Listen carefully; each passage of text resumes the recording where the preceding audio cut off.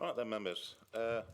Welcome back on what is actually Derbyshire Day today. So, welcome everybody. I presume you've all had a good break and you've come back fighting fit and ready for the business ahead. So, right, first of all, we'll start on the agenda. Item 1 is apologies for absence. So, have we got any apologies for absence, Amy, please? We've got Councillor Pam Windley and Stephen Reid, and there might be others from the floor. Any from the floor? Yes, Chair. Councillor Emmons, Rennick, Stokes and Tate, please. Thank you. And Councillor Weatherall's hoping to be here, but she's running late. Thank you. Oh, Tony's gone. Councillor Lacey? Yeah, we've just got Councillor Birkin and Councillor Morley. Okay, right, thank you. Item 2 on the agenda is declarations of interest. Are there any declarations from members in respect of any items on the agenda today? No, thank you. Moving. Oh, sorry, Councillor Baker.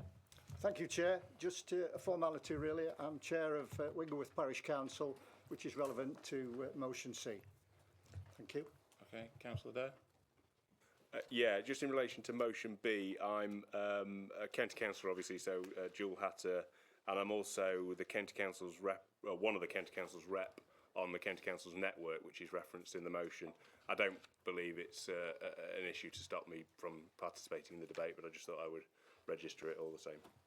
Thank you. Item 3, minutes of the council meeting held on the 14th of July. Are members content to approve these as a correct record? So remove it. Moving Chair. Second it. Thank you, Chair. Okay, thank you. All those in favour? Show by hand. Thank you. Right, thank you, members. Right, now on to my announcements.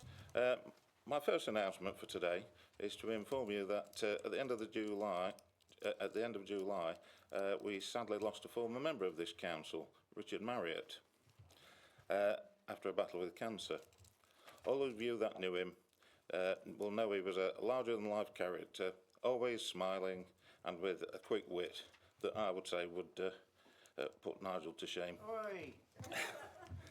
A lifelong resident of Grassmoor, he was Grassmoor through and through, being involved in many aspects of his life, the cricket team, the youth club, the working men's club, county, as you can see, a real champion for the community, which was clear to see at his funeral, where the crematorium was absolutely packed to capacity.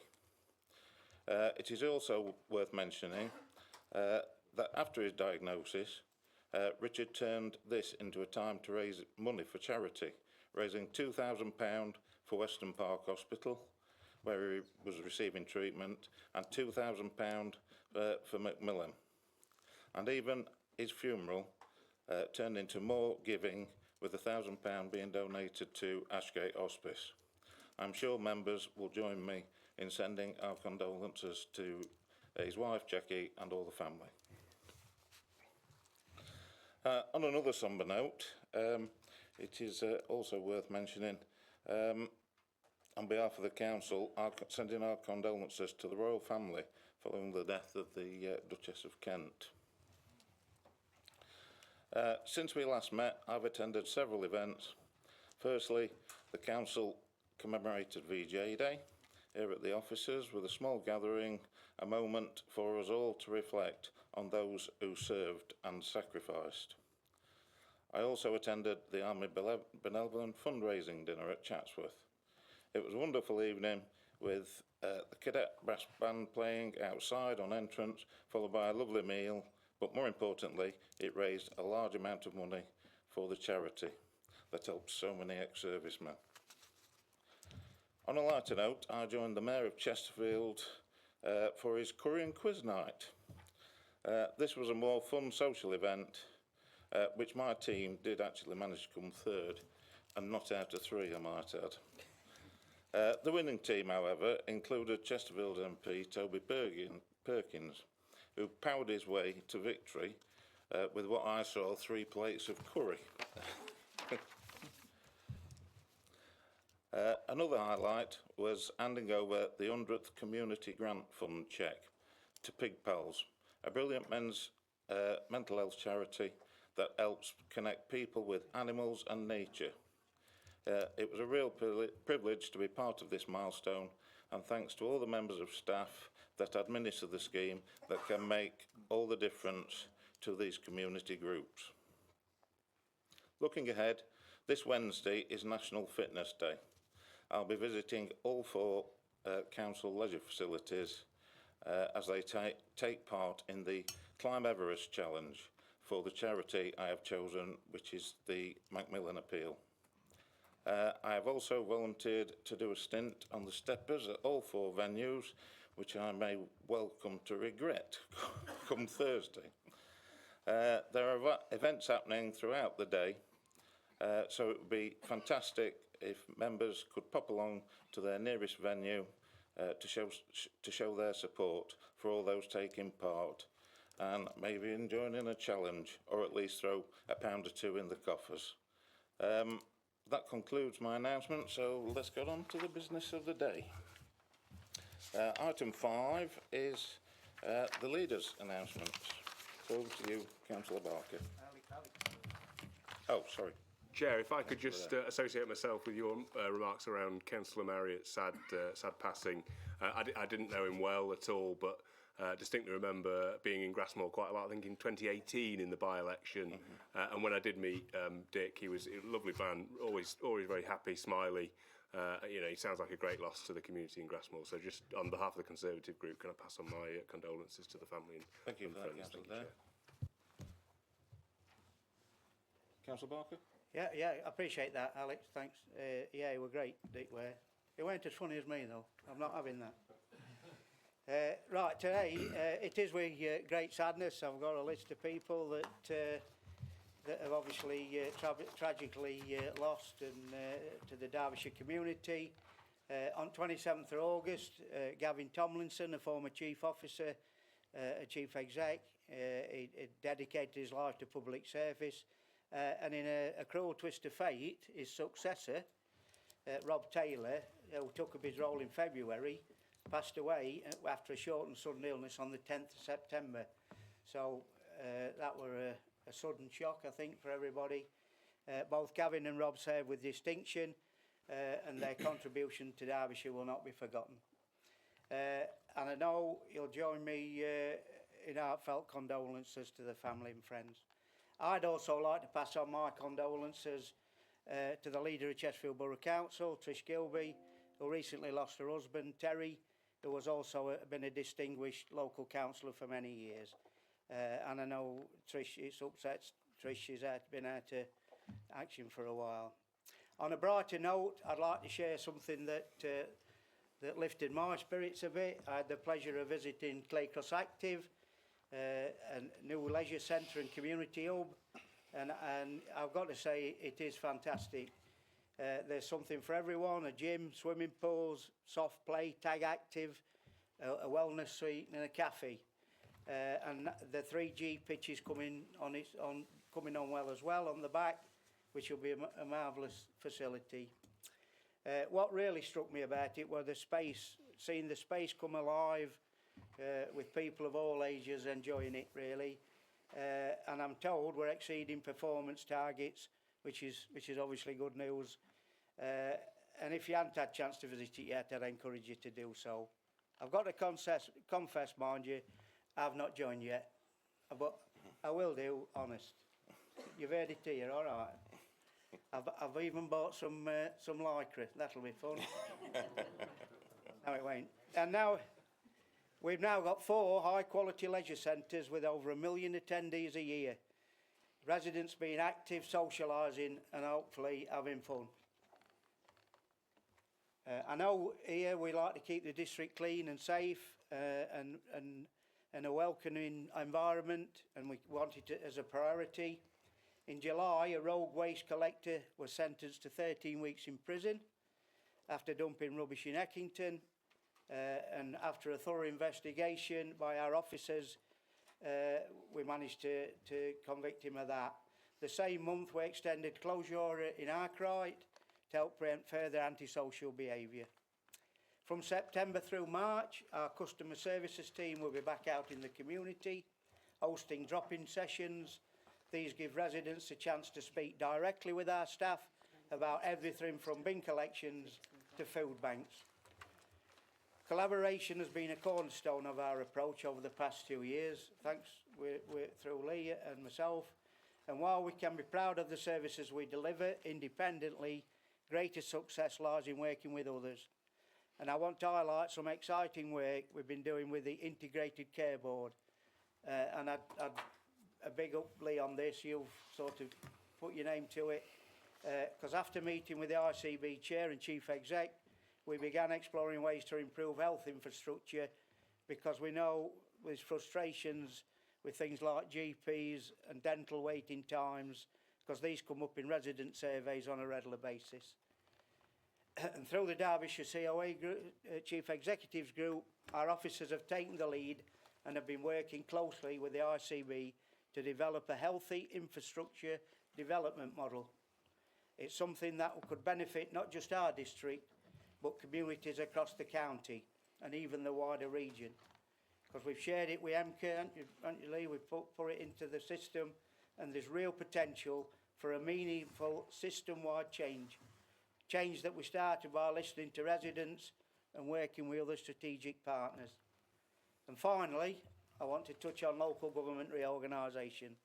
I know there's something on the agenda on this, but just to update you, I'd like to thank everyone who took part in the survey. One Derbyshire, 2 councils. I think over the piece there were 7,000 people shared their views. So we're thinking 2 councils, 1 for the north and 1 for the south. We're now reviewing that feedback, which will help shape the final proposal to be submitted to government on the 28th of November. Lee, the Managing Director, recently gave an update to our group, and I offered the same to all the other groups, because I think it's important. This is a massive change that we're going through, that we're all as informed as we can be. The 9 councils involved have worked incredibly hard.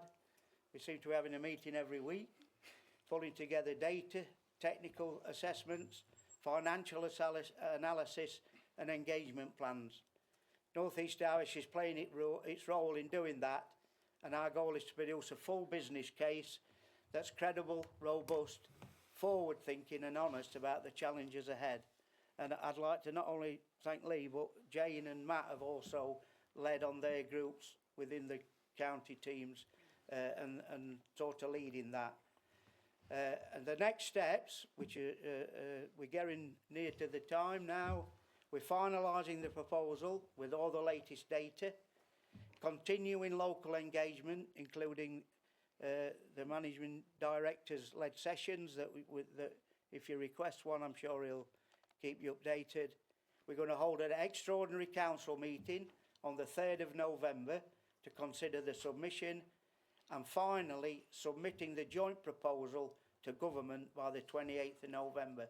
So we'll have our meeting to decide what North East Derbyshire's proposal is on the 3rd of November, and hopefully you've got that in your diaries, because that's an important meeting. So again, thank you everybody for the continued commitment and support. And somebody's just told me I've got to announce that Mick Smith is now the new Armed Forces champion. Well done, Mick. Thank you.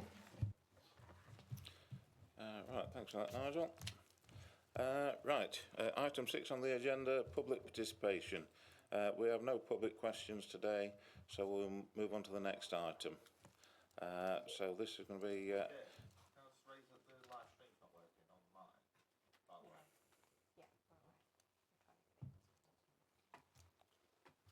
Apparently it's trying to be fixed. Okay. Right, item 7, simpler recycling. So I'm going to hand over to Leakin to speak on this.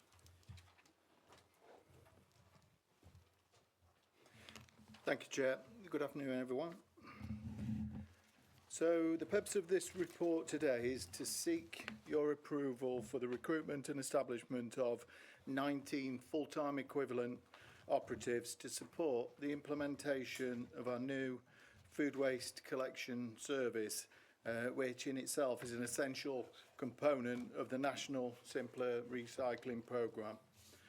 So on the 11th of September, Cabinet approved the broader Simpler Recycling Programme and the preferred implementation option, and noted the statutory changes to waste collection, including the extended producer responsibility and the deposit return scheme. So in your pack, attached to Appendix 1 to this report, is the wider detail of that Simpler Recycling scheme.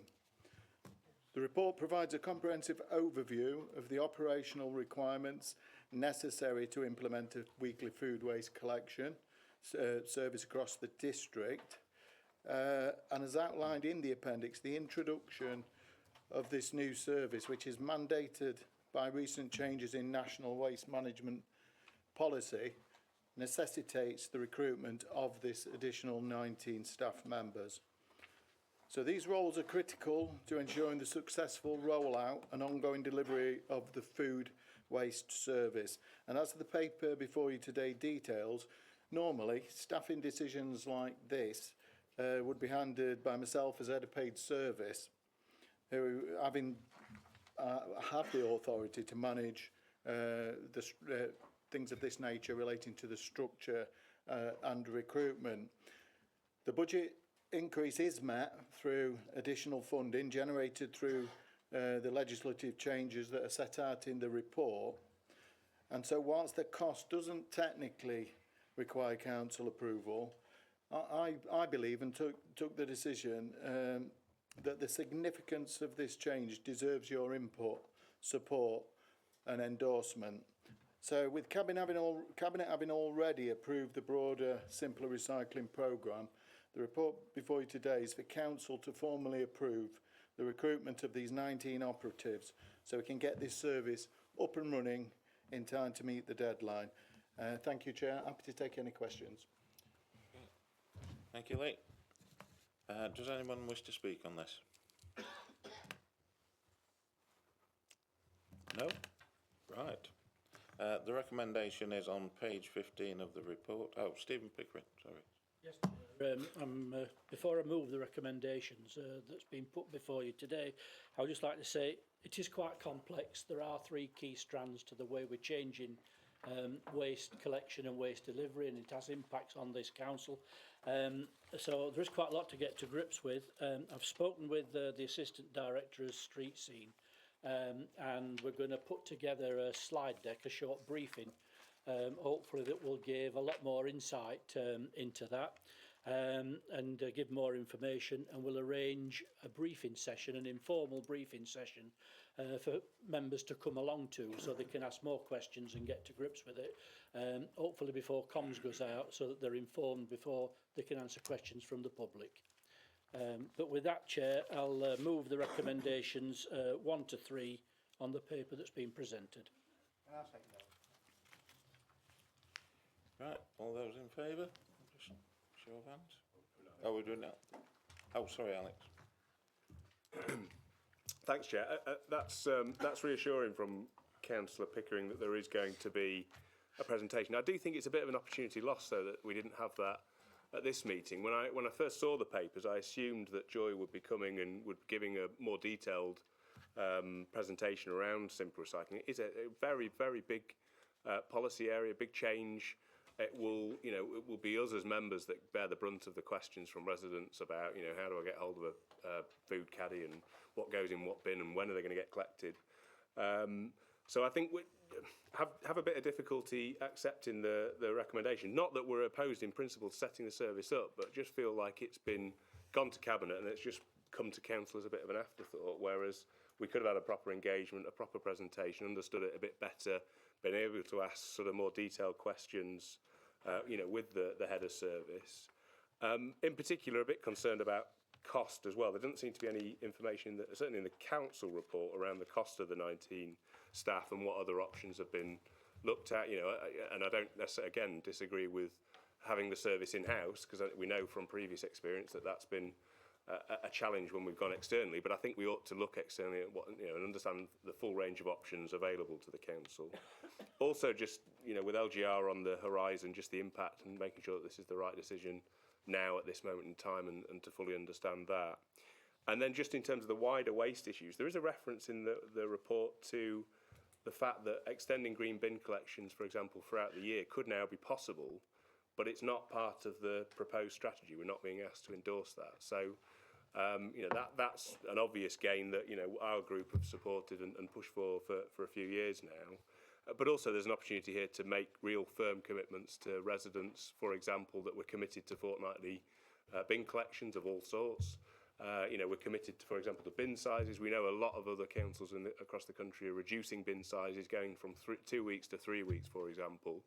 And it feels like, based on the information we have, that the cost, it seems like it's broadly going to be cost neutral, and therefore we hopefully can make some of those commitments to our residents that, although there are changes coming, they're not going to be necessarily for the worse. So I think on that basis, our group are going to struggle to support the recommendation, although it's not in principle that we're opposed to what you're proposing. It's just that we haven't got the information to be able to back it at this stage. Thank you, Chair. Do you want to come back on that, Lee? Yeah. I'll bring you in late after this, Ross. Yeah, thank you, Chair.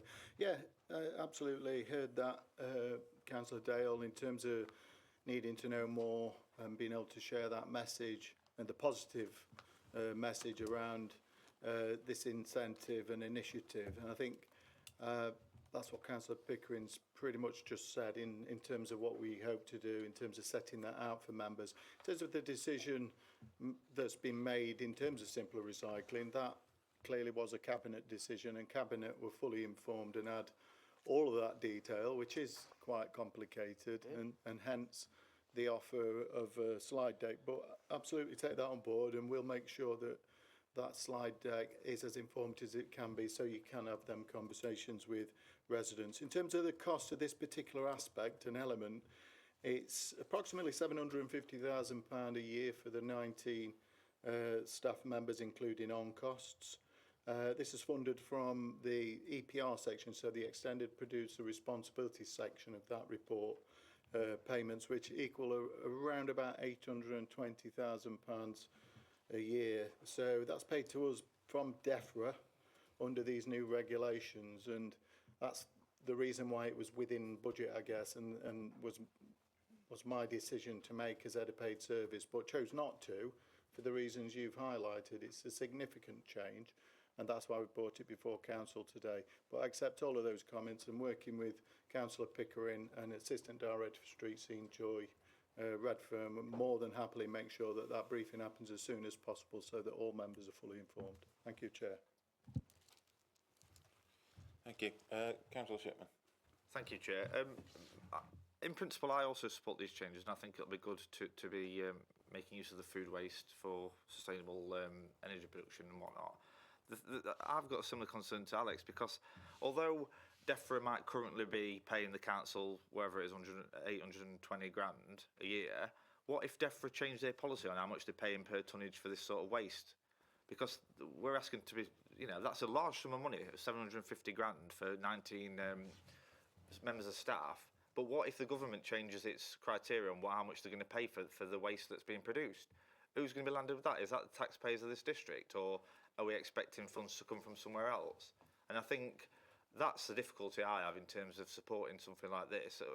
Like I say, in principle, it's a good idea. I think there'd be nobody that would disagree with that. But we're relying on DEFRA maintaining that level of support going forward indefinitely, which we know with other things, such as the new homes bonus and other things like that, things can change over time. And like I say, is that the taxpayers that's funding it they're on, or is it coming out of reserves?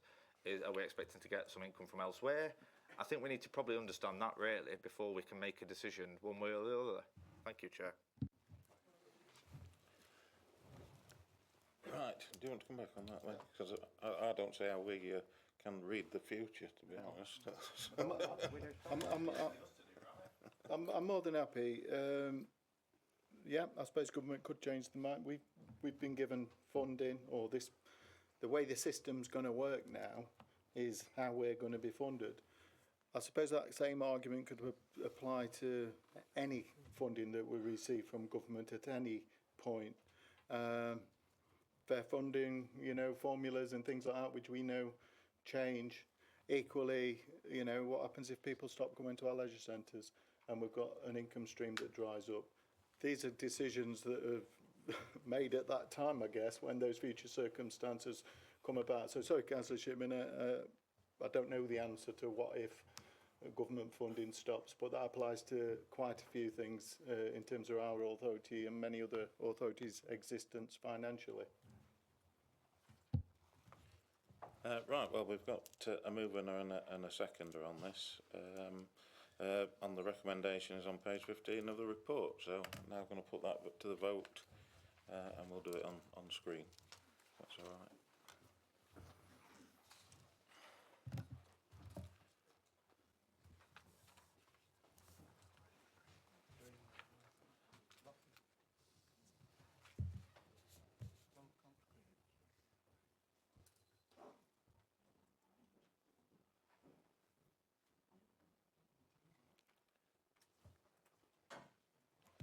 Is everybody happy with how they voted? Right. That's been approved. Thank you, members. We now move on to item 8, which is questions from members. There is one question, so I'll invite Councillor Dale to ask his question. Thank you. Thank you, Chair. Will the Cabinet Member give serious consideration to the option 2 approach set out in the recent local plan issues and options consultation, which would plan for fewer homes, around 330 dwellings per annum, than the government's standard method requires, given the significant concern expressed by residents that building nearly 600 homes per year is totally unsustainable for a large rural district such as ours, and that a lower figure, more closely aligned with local needs and infrastructure capacity, should be pursued instead. Councillor Pickering. Thank you, Chair. Thank you for that question, Alex. It's quite key, I think. I think it's fair to say that I don't think there's anybody in this room today who would disagree with you that building less than 600 houses in North East Derbyshire is what we'd all desire. In fact, we've expressed that in this council chamber. And so the short answer to your question is yes, we will continue to explore these options, and we'll do it through the local plan working group and focus groups made up of members of the public and separate groups that councillors have been invited to join. However, I'd just like to say that it's not just an or if option. We can't do it just because we choose to, and I'm sure you're aware of that. You know, the government has said quite clearly that we have to use the standard assessment to do that, and it gives us the number that we've got, which is just over 600. The local plan has to reflect that, and we made that clear in the consultation. It was written out in there. And if there's to be any changes to that, then we have to have strong and robust evidence to back that up. And if we submitted a local plan that didn't have that strong and robust evidence, it would be thrown out by government and we'd have a local plan imposed on us. And we don't want to be in that position. So yes, we will continue to look at that and review that on an ongoing basis until the time we make the submission. But we are bound by the doing it by the standard assessment, and we've got no choice on that. Thank you, Chair. Thank you. Councillor Dale, do you have a supplementary question? Thank you, Chair. I welcome the fact that the Cabinet Member is continuing to review that and through the local government, local plan working group, and accept absolutely that we do need robust evidence. Would he consider then, in terms of some of that robust evidence, that the government's own population projections, population projections through the ONS indicate that about 330 dwellings per annum is about right for our potential growth. The fact that build-out rates have always been around 330 for the past several years, the fact that we have a significantly sized green belt covering most of the district, the fact that we also have a bit of the Peak District National Park covering part of the district, and the rural character of our district and the rural infrastructure. We heard the leader of the council reference GPs and dentist appointments that many of our residents struggle to access. So I suppose the question is, will all of those things be taken into account as part of that evidence gathering process and that consideration of whether we will go for option 2 or option 1? Councillor Pickham? Thank you for that. Yeah, I mean, they're all very valid points, and you know, stuff about the infrastructure and transport and everything else we want to include in the local plan, because that sets out our stall for the next 30 years. And if we're not around to do it, we want to make sure that there's something on the table that takes that into consideration. I suppose what we'd have to do about any population figures or anything else is to make sure that it's something that's acceptable. If we put stuff in the local plan that's not a consideration for that, then it's a waste of time putting that in.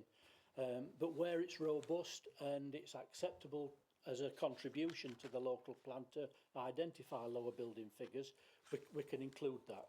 It's a piece of work going forward, and I think we all need to work together on that and be constructive, particularly in local plan working group meetings where we can put that together.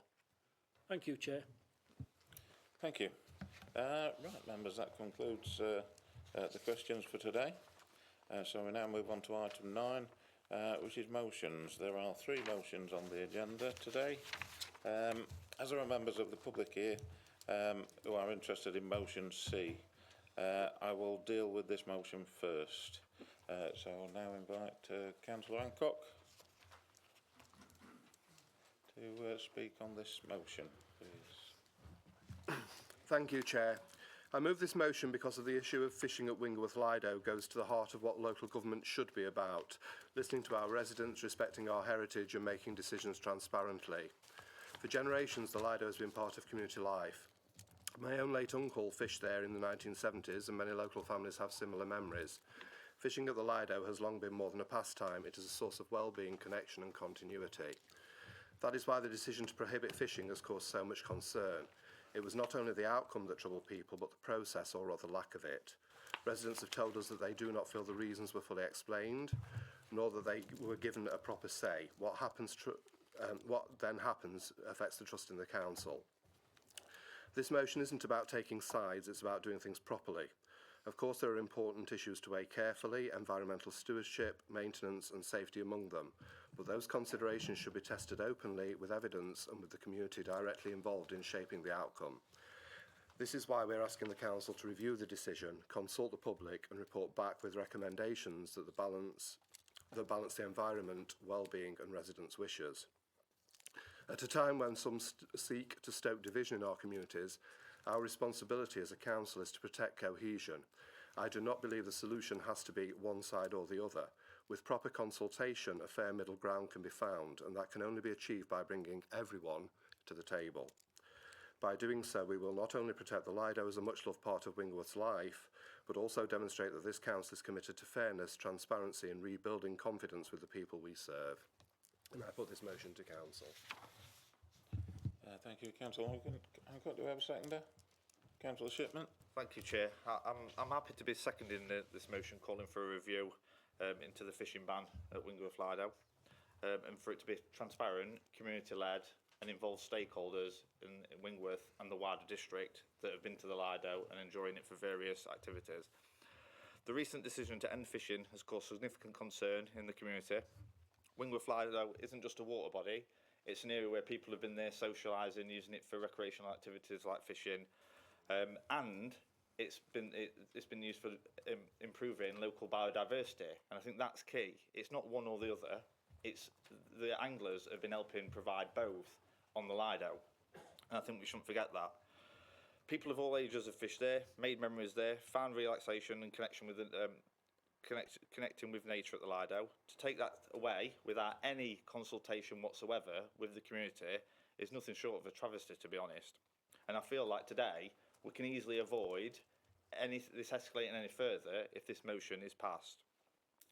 We also need to address the fact that there's been 2 pre-action letters that have been sent to the council. So it's not just a case of feelings and which side people sit on.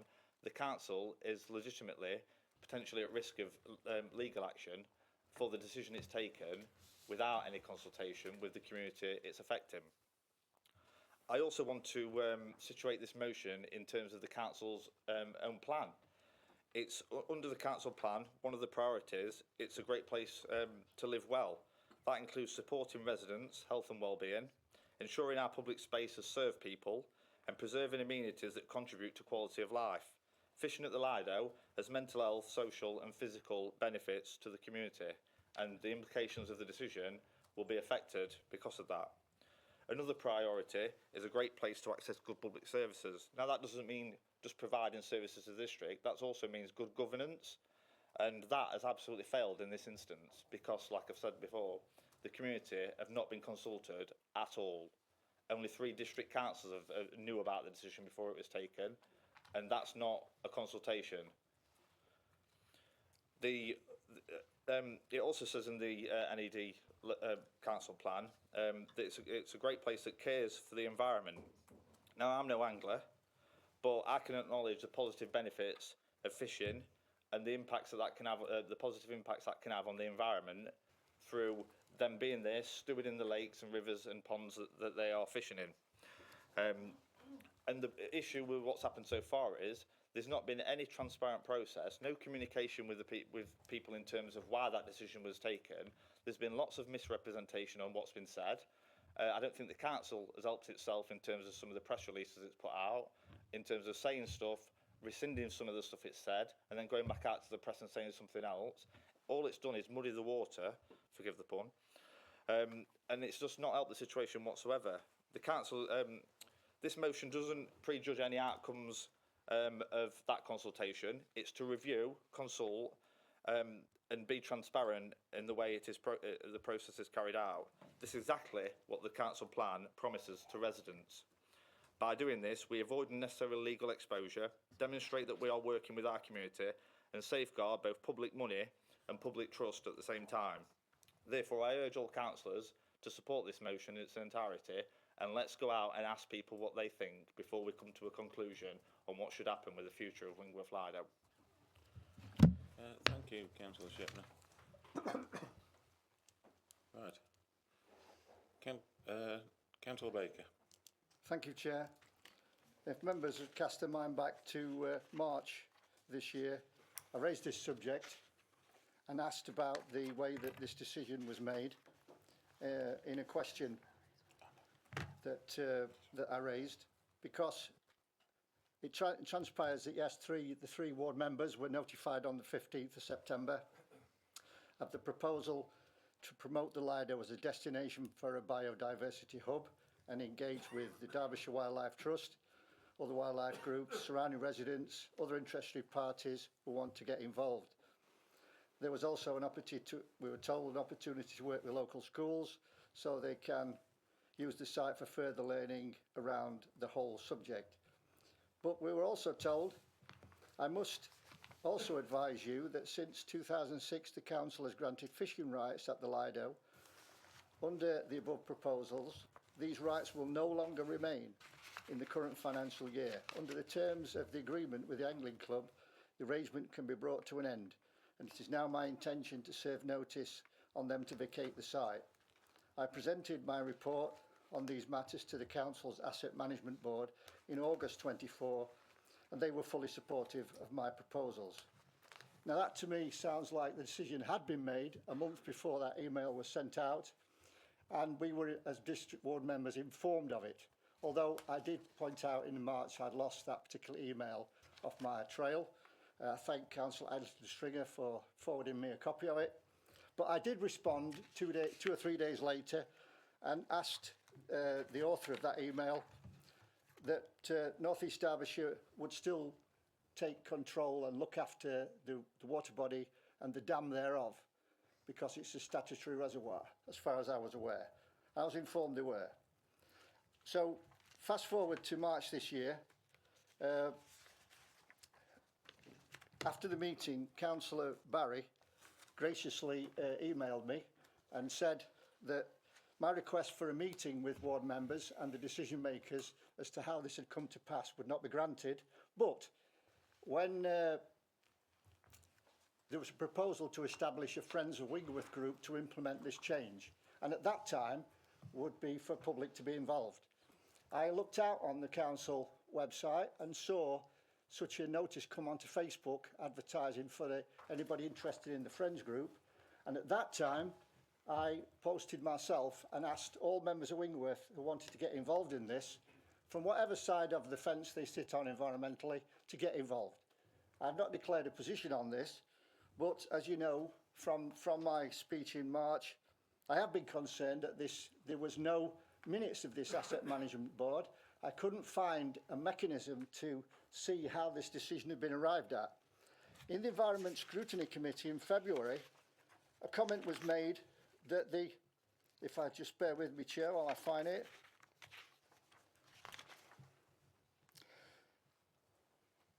Some members had questions over the Wingleworth Lido being taken over as a biodiversity site. It was clarified that this was not a decision against angling, but around environmental issues and a number of breaches that had taken place. Now, members of the angling community strongly dispute that there were breaches upheld by this council, and I've not been able to find out the facts. So part of the reason people have come today is to just ask for a bit of clarity. I think a lot of this goes back, I said so at the time in March, to miscommunication. We could have done it better. The council could have consulted properly. It didn't see fit to inform the parish council, but I understand from yet another environment scrutiny minute that it now considers it ought to do that in future. So we are learning some lessons. The biodiversity proposal can sit with all forms of use of that land within reason. And we would like to know, I intend to support this motion because I would like to know the real reason that the fishing club licence was terminated. I have got my own personal views of what I've seen on the various Facebook pages and what we have had to put up with at the parish council, culminating in the Claycross Angling Club terminating its agreement with the parish council for reasons I can't state in public because they asked us not to, but basically they were fed up with it all. So we need to get to the bottom of it, please. You've had your 5 minutes. Thank you. Thank you, Chair. Thank you. Councillor Barry.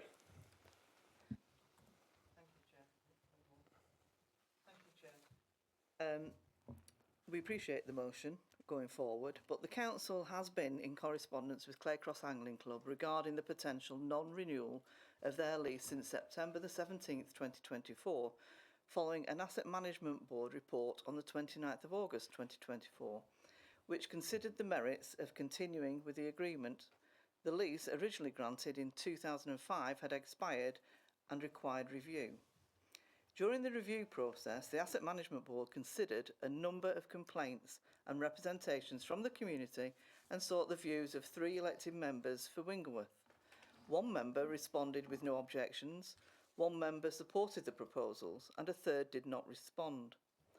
After allowing 3 months for member feedback and in accordance with the expired agreement, the council issued a 6-month notice to quit. The agreement formally ended on the 30th of June 2025, 9 months after the Angling Club was first informed of the proposal. This was a robust and considered process. The Angling Club were notified of our intention 3 months in advance of the serving notice and 9 months in advance of the fishing rights ending. We consulted local elected members before the notice was served, none of whom objected or raised concerns on the decision that was taken at the Asset Management Board, which was supported by the formal report. Throughout this report, the council actively saw interest in forming a Friends of Wingleworth Lido group. We've received a strong support from the residents and organisations, including the Derbyshire Amphibian and Reptile Group, the Derbyshire Wildlife Trust, the Wingleworth Wildlife, and Charlie's Place and Animal Rescue. Draft agreements are currently underway and under review as we move forward to formally constituting the group. Our district is fortunate to have many accessible fishing locations, and those include the ones in Barlow, Ashover, Killamarsh, Eckington, Hollymoorside, Claycross and Walpond in Wingleworth. The council remains open to constructive dialogue and will continue to engage with all stakeholders to ensure the Lido remains a valued community asset.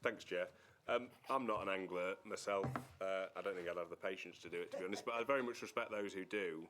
I think the reason that this has caught a bit of national attention is because there's lots of people out there in the countryside who feel like their way of life's under attack, and decisions like this certainly don't help. And I'm not suggesting that the council is against angling, because I don't honestly think that you are. But coupled with the lack of information and communication, as Councillor Baker has said, with that perception out there in the country that the old rural way of life and rural activities are under threat. So I can understand why it has sort of blown up in the way that it has. I did want to also just highlight there's some issues here for me with the Asset Management Board, in that it is extremely confidential. They don't seem to take minutes. There's no notes. Well, I think there are notes of decisions, but not minutes. It's not public. And we do get consulted as local members about the potential, for example, in my patch, it's been sale of little bits of land. The trouble with that is, for me as a local ward member, knowing that the Asset Management Board is commercially sensitive and is private, is exempt, I don't know whether I can go and talk to my residents about a proposal to sell a piece of land. So there's an inherent issue there, straight from the outset, with there's no governance around Asset Management Board that makes it clearer for members. None of us have had a briefing on what the Asset Management Board's role is, what legitimacy it has, all of those sorts of things, and how, when we get a request for our views on something, we're able to use that information either to go public with it or to not. And also, as a local ward member, it's very difficult to give a view on something without consulting my residents. If it's a parcel of land that's nowhere near to me but is in my ward, I don't know of the importance or without speaking to local residents. So that there's an inherent problem there. It's not clear, we heard from Councillor Barry's comments that there were complaints about the Angling Club, but we don't know what discussions were had with the Angling Club about those complaints to allow them the opportunity to redress or even if there were spurious complaints, they would be able to have that communication. So in relation to the amendment itself, I'm fine largely with option 1. Resolution 2, it feels like we're having a consultation there, but we're afraid to call it a consultation. And I'm not really sure why. Why would we not just have a consultation as part of a environment scrutiny work? And then my big concern is around option 3. So to submit back to the Asset Management Board, I just feel like we're just repeating this loop of poor governance. Councillor Shipman, we don't need a running commentary, thank you. So I would suggest amending the amendment, if that's allowed, to reports back to full council, because the thing we need here is real transparency around the decisions that we make as a council.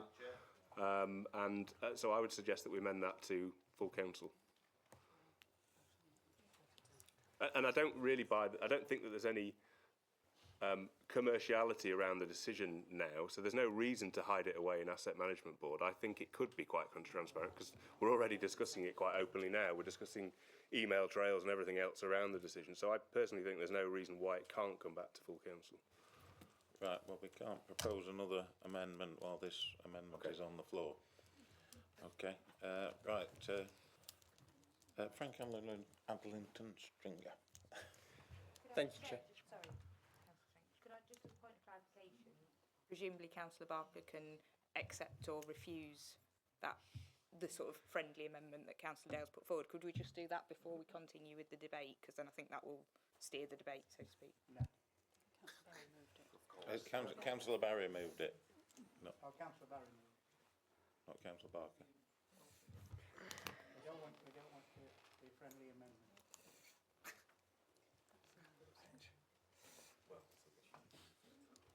Councillor Adlington Stringer. Yeah, can I speak?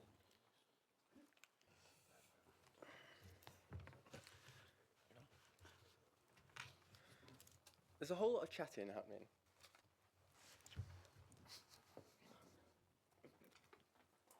And I think that is really crucial to what we're doing here. We're having a discussion about something, about respecting others' views.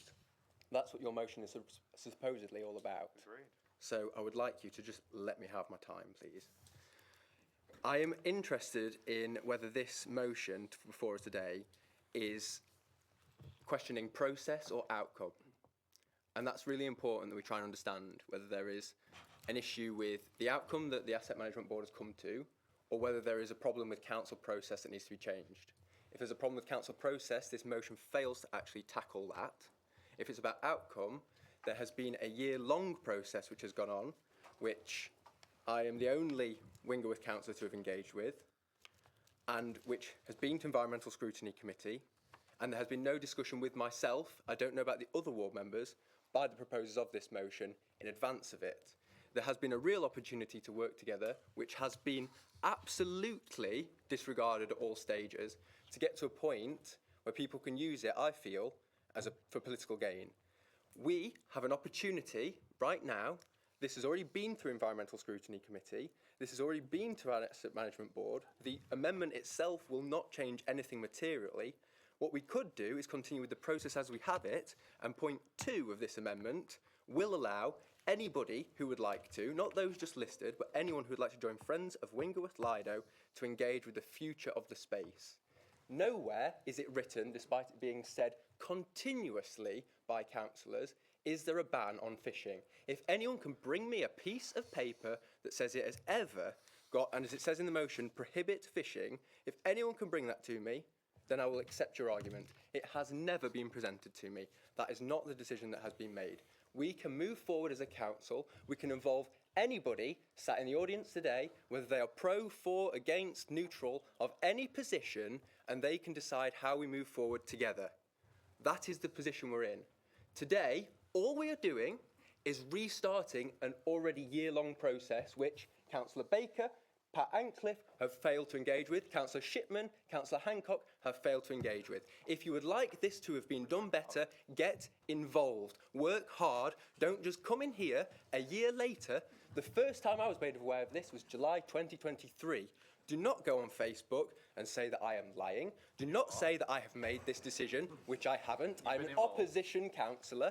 Do not just create as much hysteria as you can. It is not fair for those sat here today. It's not fair for members of the community. It is not fair to make this massive show which fails to bring in key stakeholders. You have let down, I feel, everyone involved with this, and we have an opportunity, if we reject all of this, to get this resolved with members of the community. If not, it goes back to the Asset Management Board. If not, it goes back into bureaucracy. If not, we're going to be sat here again in a year's time. This does nothing to help anybody.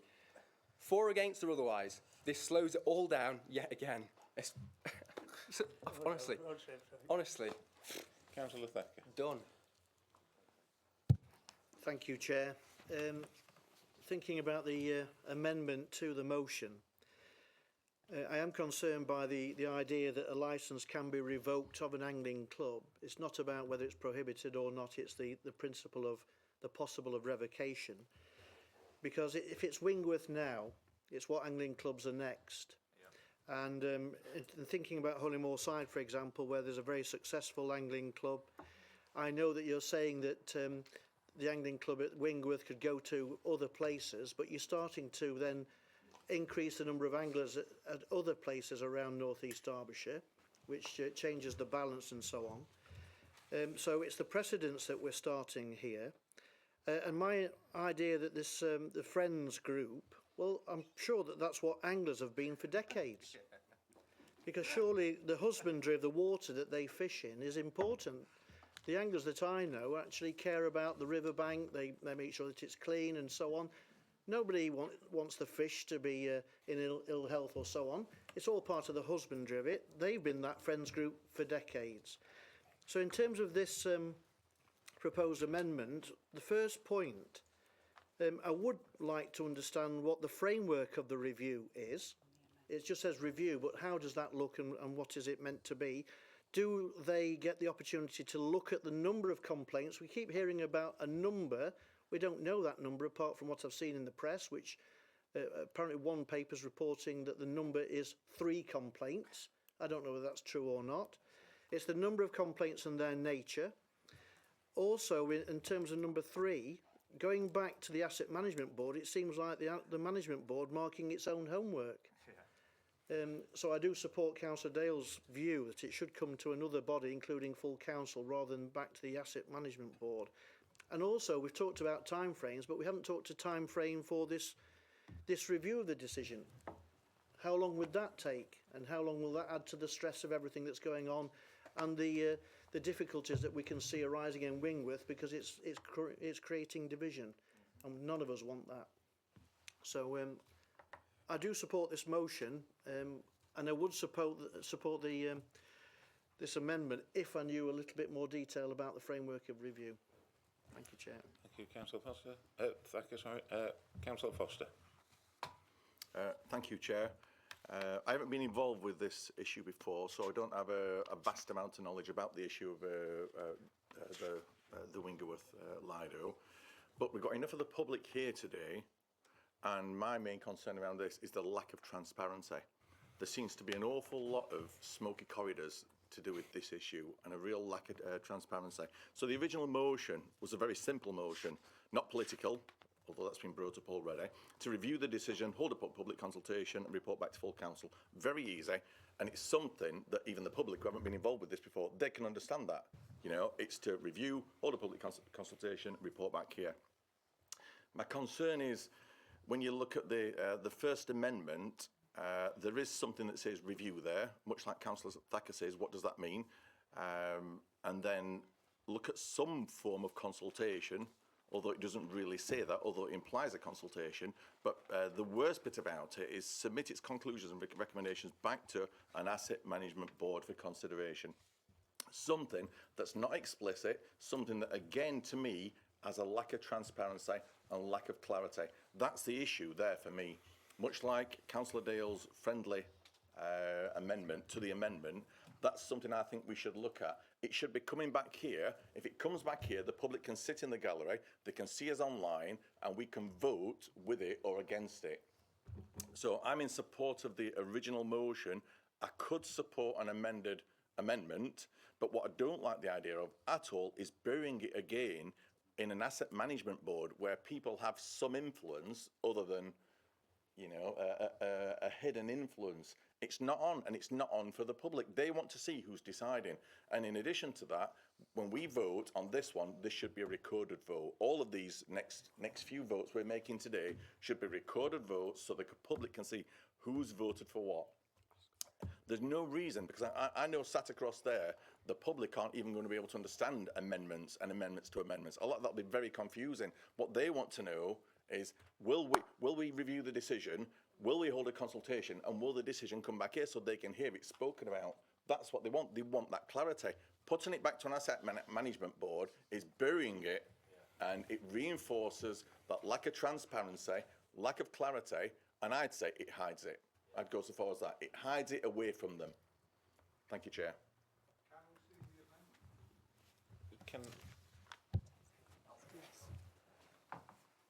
Somebody will give you a copy to look at.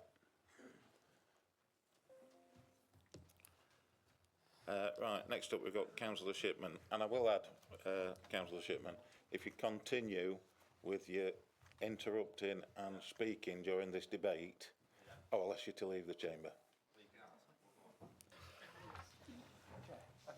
Councillor Shipman. Thank you, Chair.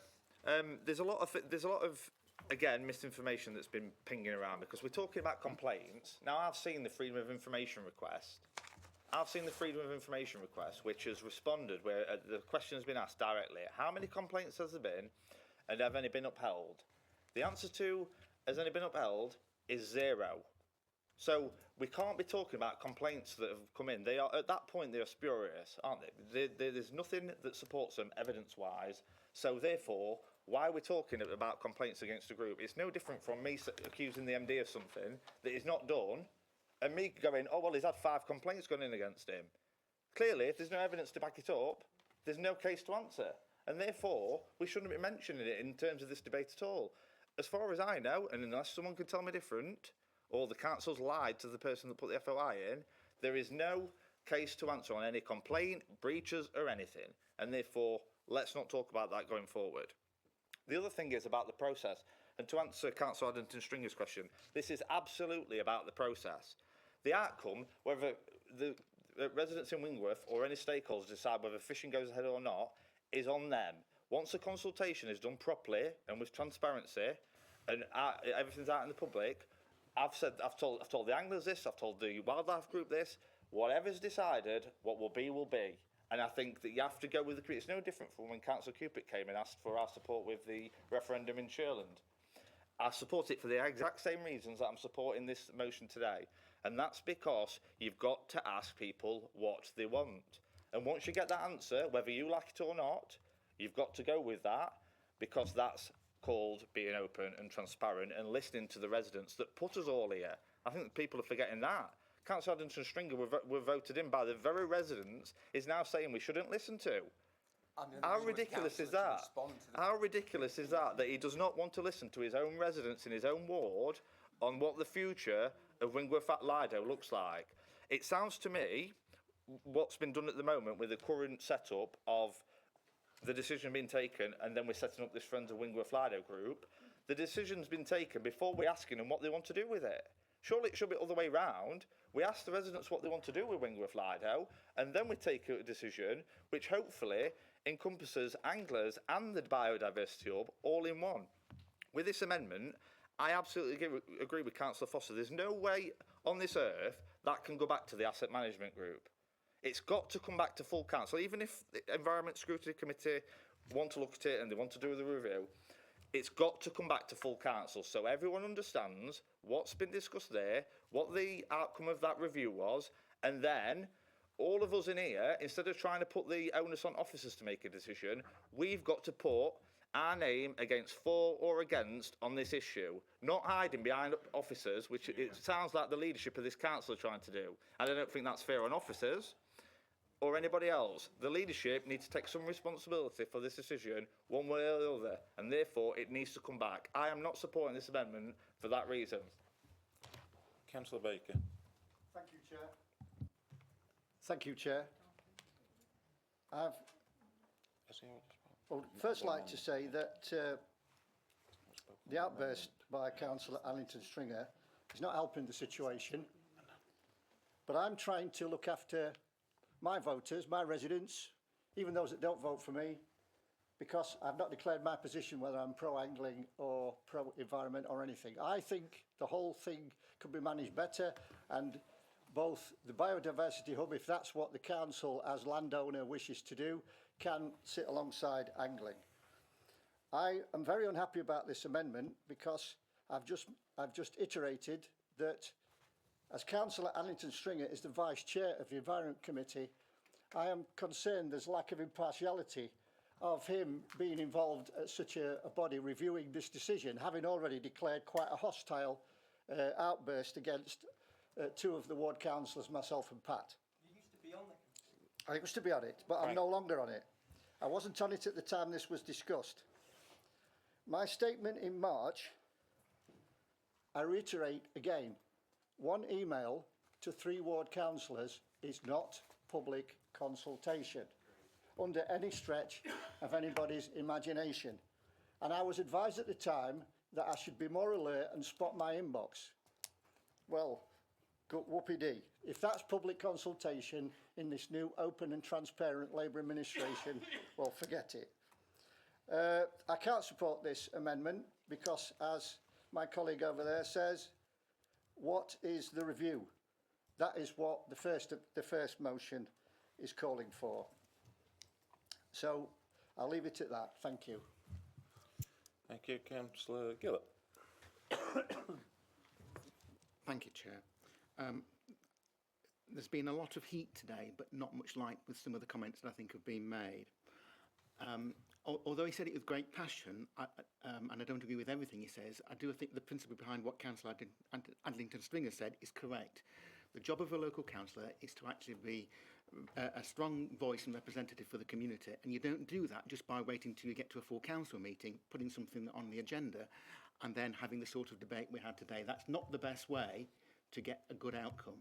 You should be talking to officers, dealing with it, and if you don't get the outcome you want there, that's when you come here as a final arbiter. And similar with Councillor Dale's comments about the Asset Management Board and what you can do and what you can't disclose. Well, I'm slightly shocked that he said that because he was the leader of this council, and I would assume he would do exactly what I do when I get issues like that, and I'm not quite sure what to do. I first of all go and talk to the officers, I seek advice, I seek the guidance as to what I can and can't declare, I make my own mind upon that basis, and then I will put in the public domain what I think is appropriate and take the consequences of doing that. And I think that is the right way forward to do what your community, what is in the best interest of your community. There's a lot of comments being made about the word review and what does it mean. Well, my guess it means exactly what it meant in the original motion, because that commences, council therefore resolves to review, without any detail or explanation as to what that means. And ultimately, if it does go to the Environment Scrutiny Committee, they'll do what they always do. They'll take an independent and robust view and set their own terms of reference and get on with it. And that's what I would expect and encourage them to do. I think there is an issue about transparency being what's been said. And I think there is actually a fourth point missing from this to accommodate that. The decision-making body, I think, in this council's constitution is the Asset Management Board. It's not this full council, it's that board. It's not cabinet, it's that board. When it does reach a conclusion, it should have to account for that. I agree with that, and it should have. And since the information will go into the public domain, it's just a question of how we do that. And I think that could be accommodated in a very simple way, simply providing a fourth resolve to this to require the Asset Management Board to report its conclusions and any action it proposes to take back to the Environment Scrutiny Committee. Again, that's done in public. It can be challenged by members of the committee that don't like it. Members of the public can come along and hear what's said and know what's been said. Similarly, the press can come along and report it on it as well. And I think that would meet the mischief that some people are trying to deal with today in the sense of making sure that nothing is done in secret, and then when decisions are taken, people are held to account for that decision making. Thank you, Councillor Gillett. Councillor Barry, before I bring in Councillor Hancock, you have a, because you proposed the amendment, you have a Right to reply. a right to reply. Yeah, I'm quite happy to put that extra on that Councillor Gillett has just said. I'm quite happy to take that as part of the motion. Thank you. Councillor Hancock. Thank you, Chair. I'll be honest, I'm actually appalled by some of the comments from Councillor Barker and Councillor Adlington Stringer, who've made things very personal.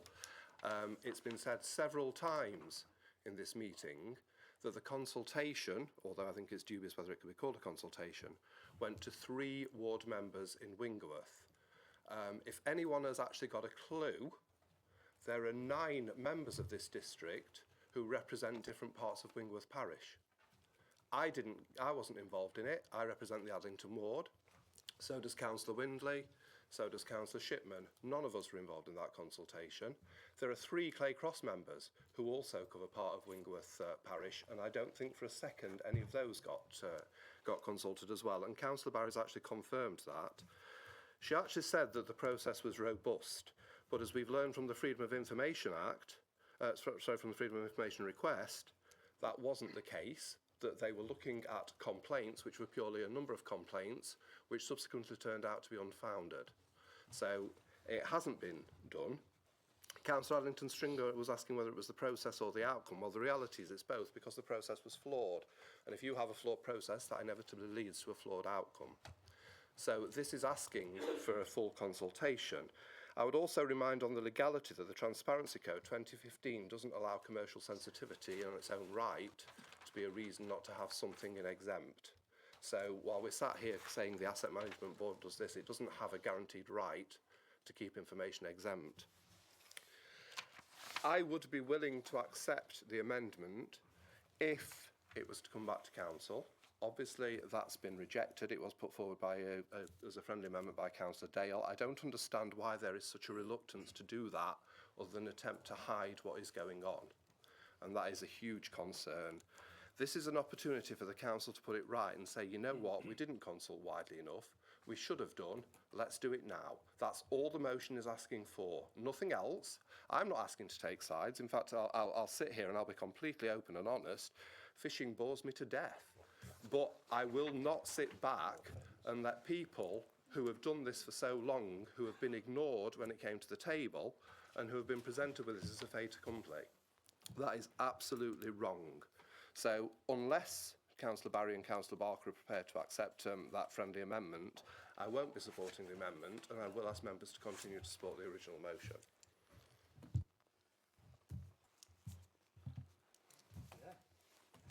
Right, members.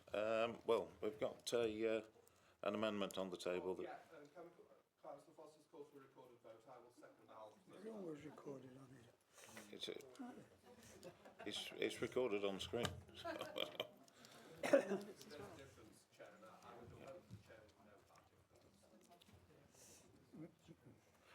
We got that, what Kevin suggested. That bit. Yes, so we've got the amendment in front of us, which also includes that asset manager report back to the Environment Scrutiny Committee with the outcome of the decision, of any decision. So that's the bit that's been added on to number 4 on the amendment. Right, so we're going to put that to the vote.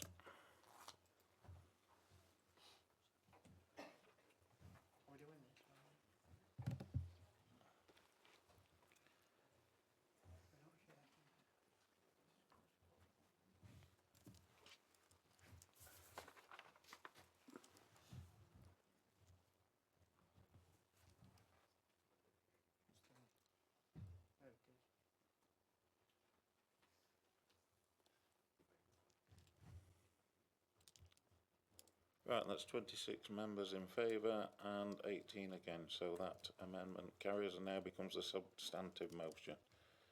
Do any members wish to comment? Councillor Ann... oh, sorry.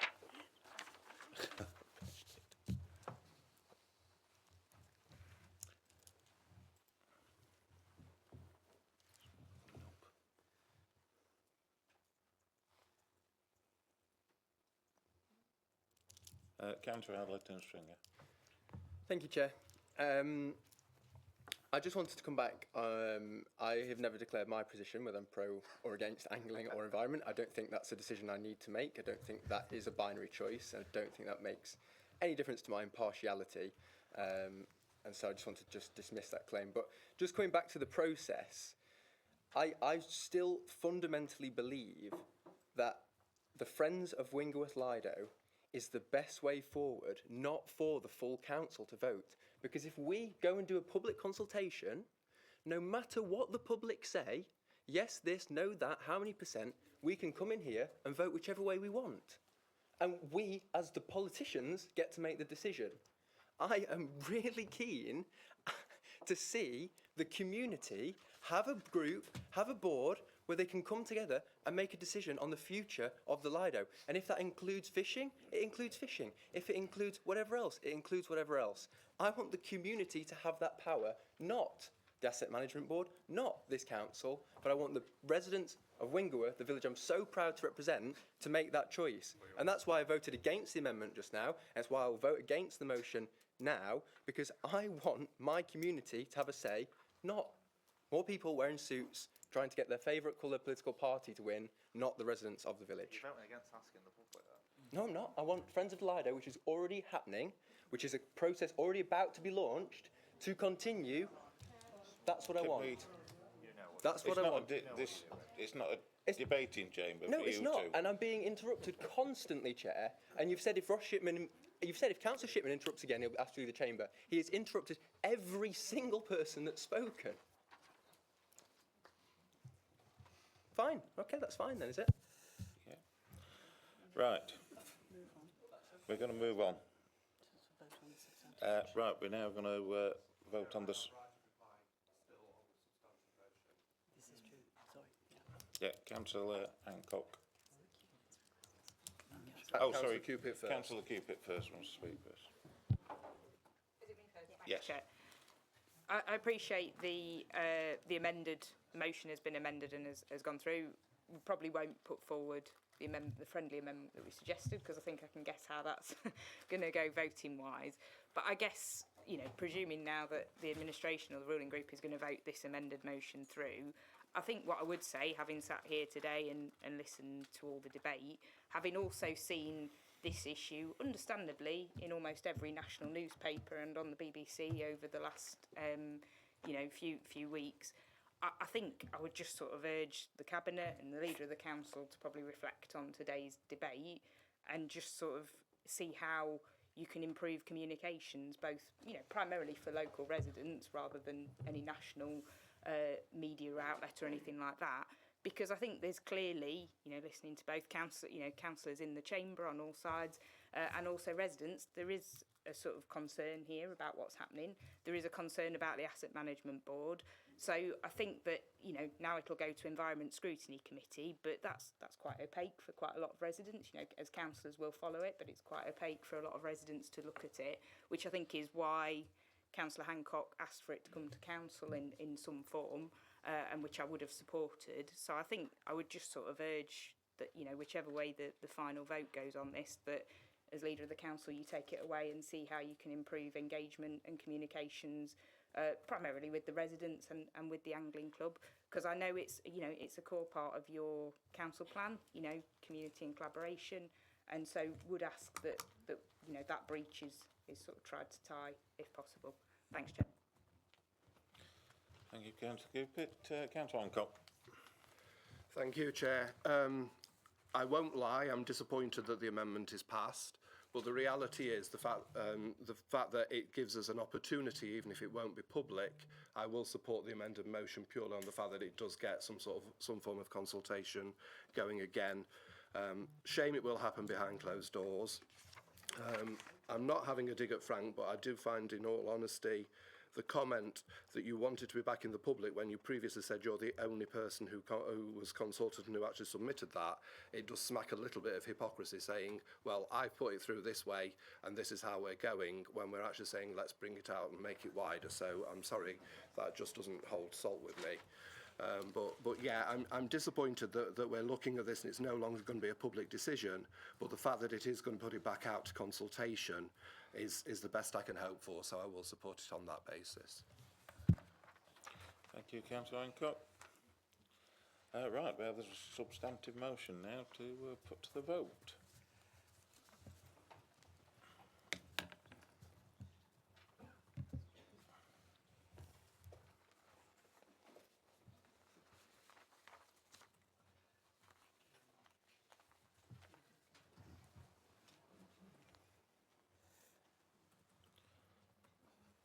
Is that everybody? Right, thank you, members. That's carried.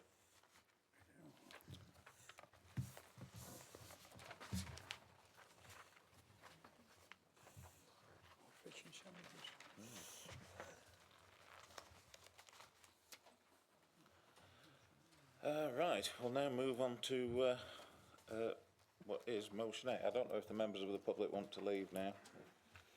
Now we've undertaken that. I'll just let members of the public ask if any leave. councillors want to leave. I don't be door open. I know it did, yeah.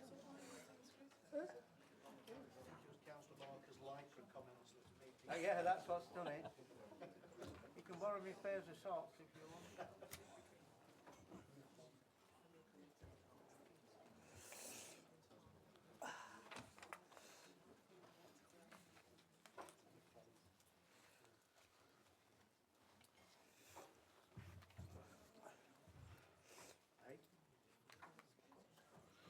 Right, the members. I know that was a slightly emotive subject, but for certain members, but it would be nice if we could refrain from the personal attacks on each other.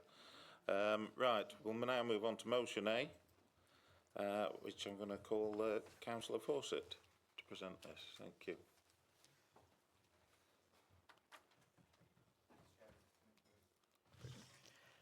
Thank you, Chair and colleagues. Just for a start on this one, I'm sure you've all read the motion.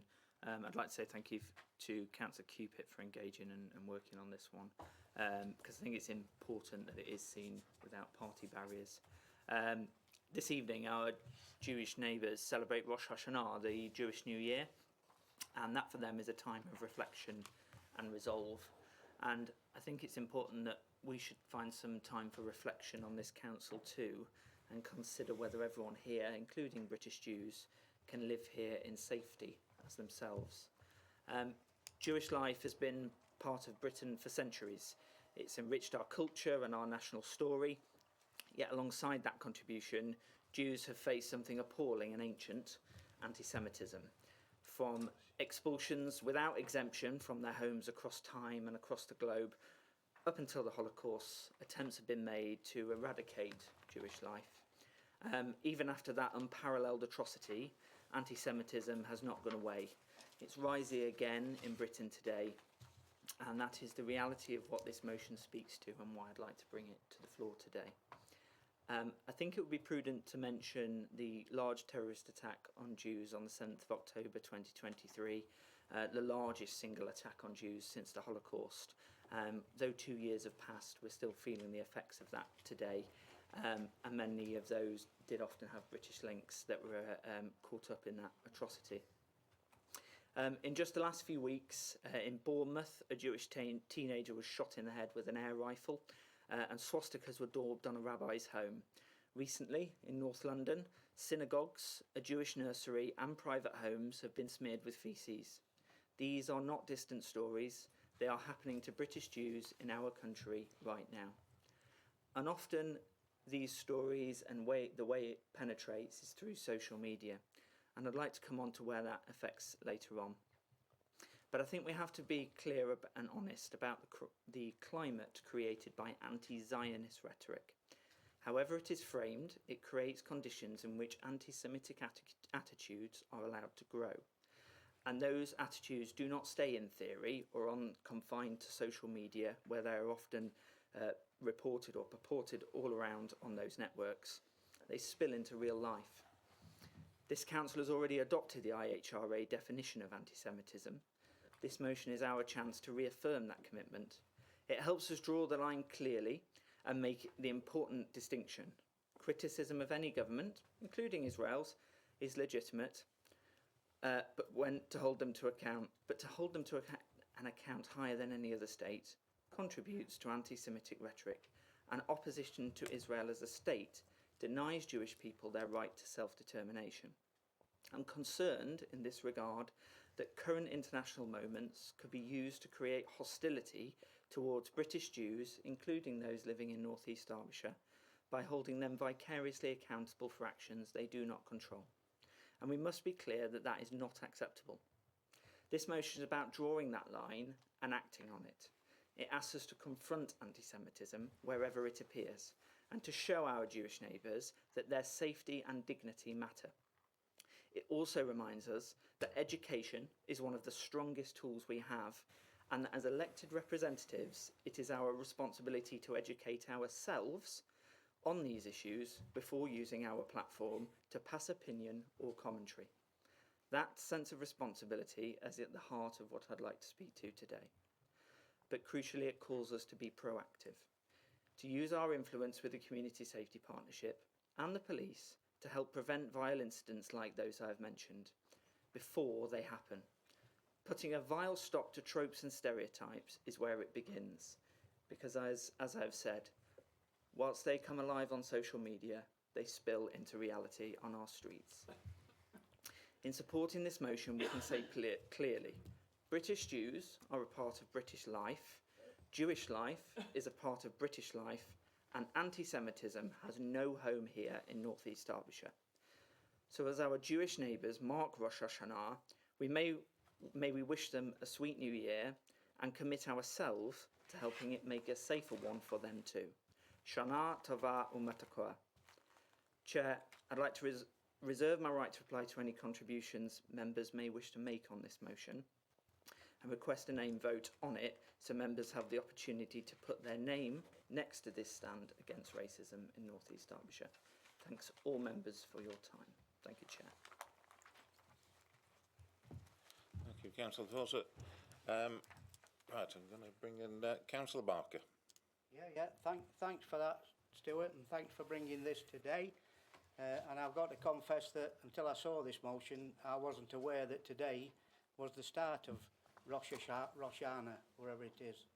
And I'm sorry if I've mispronounced that. It's not a thing I've come across.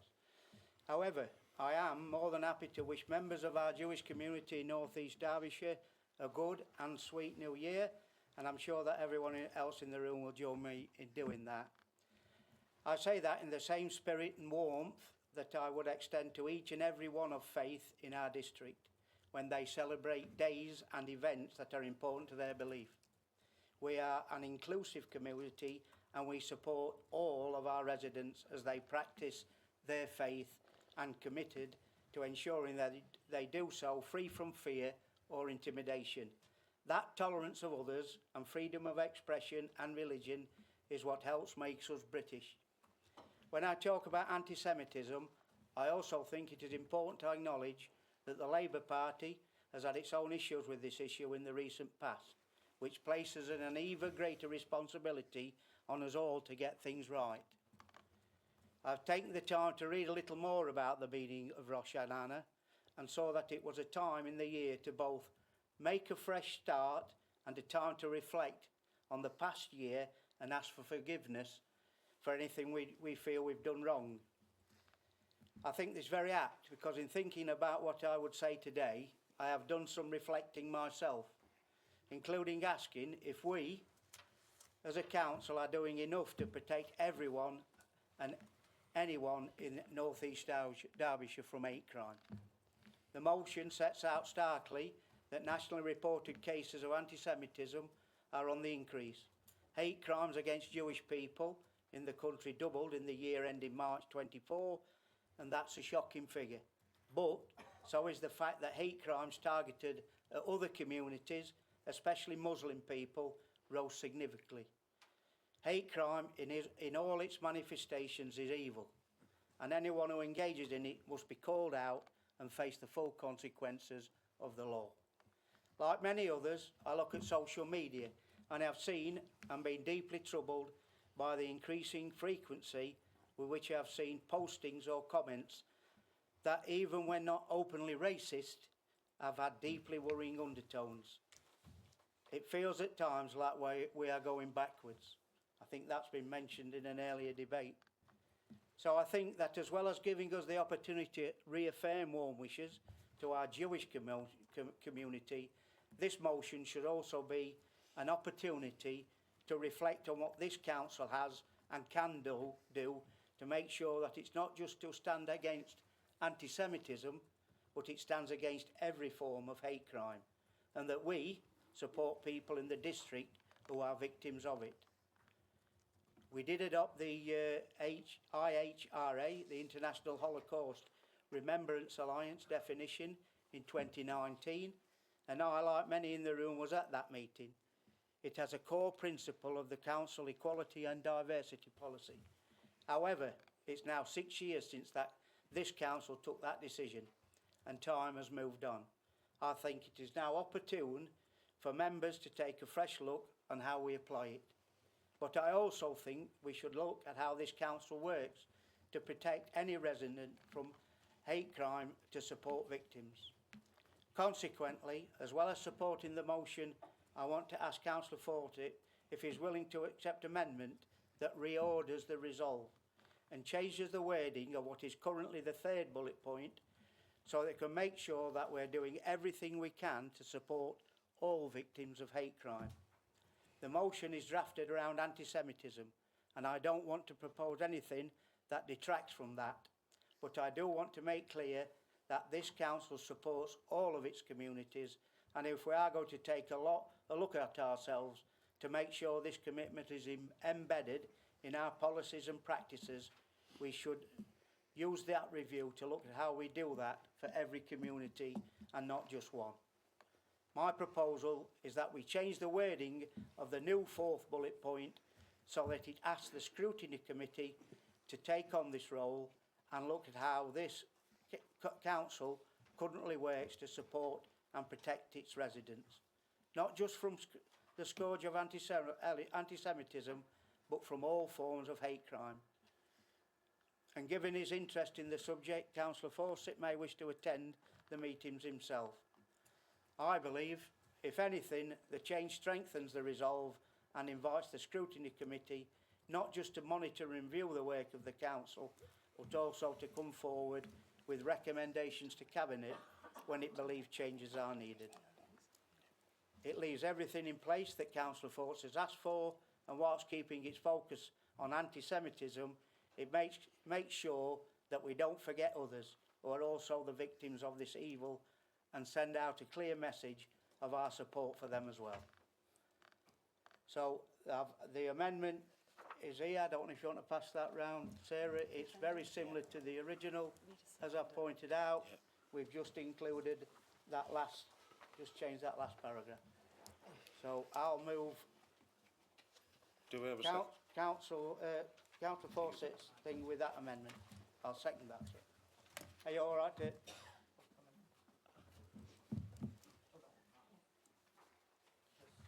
The technology. Thank you, Councillor Barker.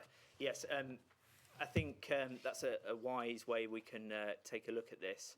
I just want to note on anti-Semitism as well that there is a complexity to anti-Semitism that, especially with the world we live in today, that could give opportunity to look into that and better understand it, for feedback to members on how that is coming into people's lives, as you said, through social media. And I look forward to seeing the results of that come out with the recommendation to Cabinet from scrutiny. Thank you.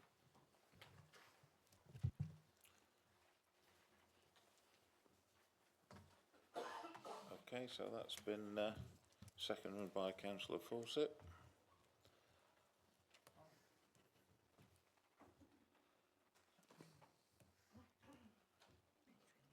Sorry?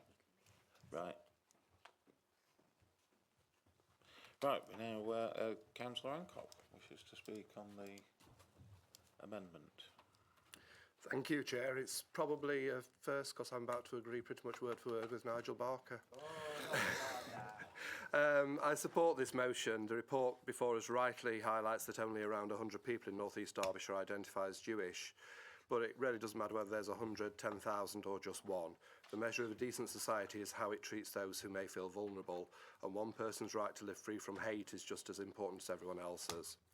We also note from the data presented in the motion that hate crime is on the rise, and this is true across many communities and identities. The figures for anti-Semitic incidents are shocking, and they sit within a wider worrying pattern of hostility, fuelled by division, by fear and by people who seek to drive wedges between neighbours. And this is why we must tread a fine line. On one hand, it is right and necessary to recognise and respect people's identities, whether Jewish or otherwise. But on the other hand, we must also be careful not to fall into the trap of treating people as though they are defined only by that identity. To do so risks playing into the hands of those who would dehumanise individuals by reducing them to labels and demographics. What matters most is our common humanity and the ability of every person to live safely and freely as themselves. By confirming our support for the IHRA definition of anti-Semitism, by working through the Community Safety Partnership and by sending the simple but powerful message of wishing our Jewish neighbours a good new year, we show that this council will not turn a blind eye to hate. We will not allow prejudice to fester unchallenged. This motion isn't just about words on a page, it's about setting the tone for the kind of community we want to be, a community where everyone, whether part of the majority or minority, knows that they are valued, respected and safe. Yeah. All right. Thank you, Councillor Hancock. I agree with you. Councillor Dare. I'm going to do something even stranger. I'm going to agree with both Councillor Barker and Councillor Hancock. No, but seriously, though, I think Councillor Fawcett's introduction to the motion was very powerful, as was Councillor Barker's speech, and and the humble way in which you approach the issue. And I think it's absolutely right that we recognise specifically anti-Semitism today, given the day that it is, but also that we broaden that out to recognise wider forms of racial or religious prejudice and discrimination and hate crime, as you rightly say, which is absolutely abhorrent and has no place in our society, and certainly no place in North East Derbyshire. And clearly, the war in Gaza is horrible. None of us like what is happening there, and but what we have to do is respect and value our neighbours here in North East Derbyshire and within the country. So I think it's really important that we divide out the two and we recognise that prejudice of any sort has absolutely no place in our society. So fully support the motion, and our group will absolutely be supporting it. Thank you. Councillor Thacker. Thank you, Chair. Is it on? No, it is now. Thank you. When I first saw the motion, I wasn't quite sure, Chair, because I thought, why are we now doing this when 24 years of being a councillor, we've never gone down this road before, and there are so many other important festivals as well. For example, the Hindu community in North East Derbyshire are about to celebrate Diwali. And I know that the council is actually helping to support that big celebration that they've got coming up in the next couple of weeks. But the way that it's been presented and the amendment there is exactly why we should be having it today, because it does highlight a number of things for me. And it's not just about the anti-Semitism, it is all about hate crime, as you say, because there's Islamophobia and so on, there's so many other things. But for hate crime, I don't just read into people's ethnic backgrounds or their faiths and so on. Hate crime means so many other concerns that is lived experience for me as somebody who's a coder, a child of deaf adults, and witnessing hate crime against people with disabilities, for example. I've seen signs in living memory which, in certain pubs, for example, had signs that said no blacks, no Jews, no deaf people. That's in living memory. Shocking things. And what I want the council to do is not just sign up to great sentences, meaningful debates like this, or have a certificate on the wall saying we support this or we've achieved this goal. It's actually doing things for residents that make a positive difference.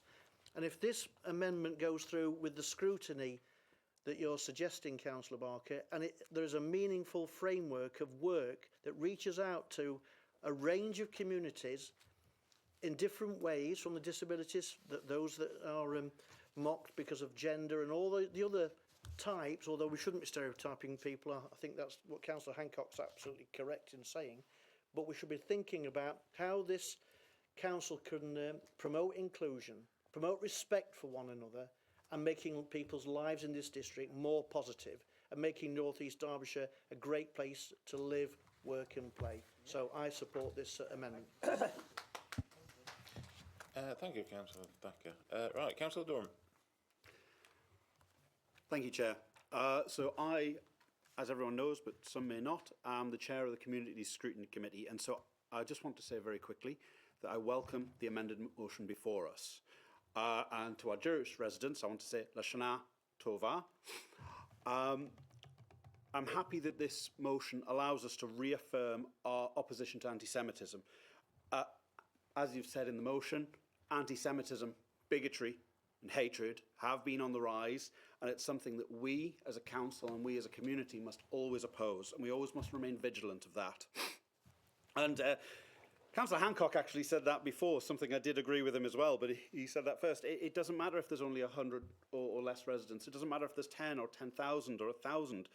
The number is one. If one person in North East Derbyshire is a victim of anti-Semitism, is a victim of hatred, is a victim of bigotry, that's one person too many. So, as someone who lives in North East Derbyshire, I can say, and I think we all can say, that it's a beautiful and welcoming community, and those who spread that bigotry, that hatred, that anti-Semitism, that fear, are both small in numbers and in spirit, but they cause such damage to the victims of anti-Semitism, bigotry and hatred. And so I want to reaffirm what the guiding ambition of the Community Scrutiny Committee is. And that is a great place to live.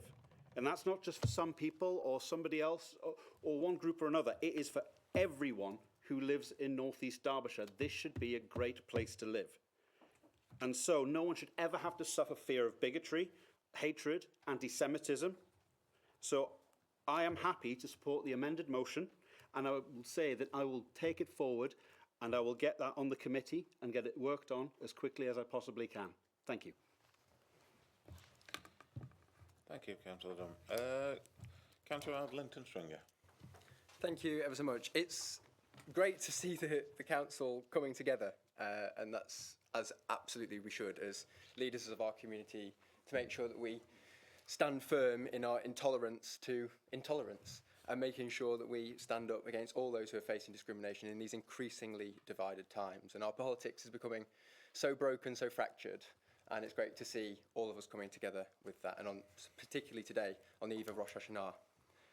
I would like to suggest a friendly amendment to the amendment, and I think that the council can take particularly given the news yesterday, a really strong opportunity here to be a council that leads the way, and in point 4, work to tackle anti-Semitism, anti-Palestinian racism, and Islamophobia. Those are 2 words that are included in my motion to the council in October 2023, which unfortunately went without debate. And I think in this time it is really important that we do recognise the division that is across all of our communities. And I don't think that we can stand with one community without standing all in this political climate.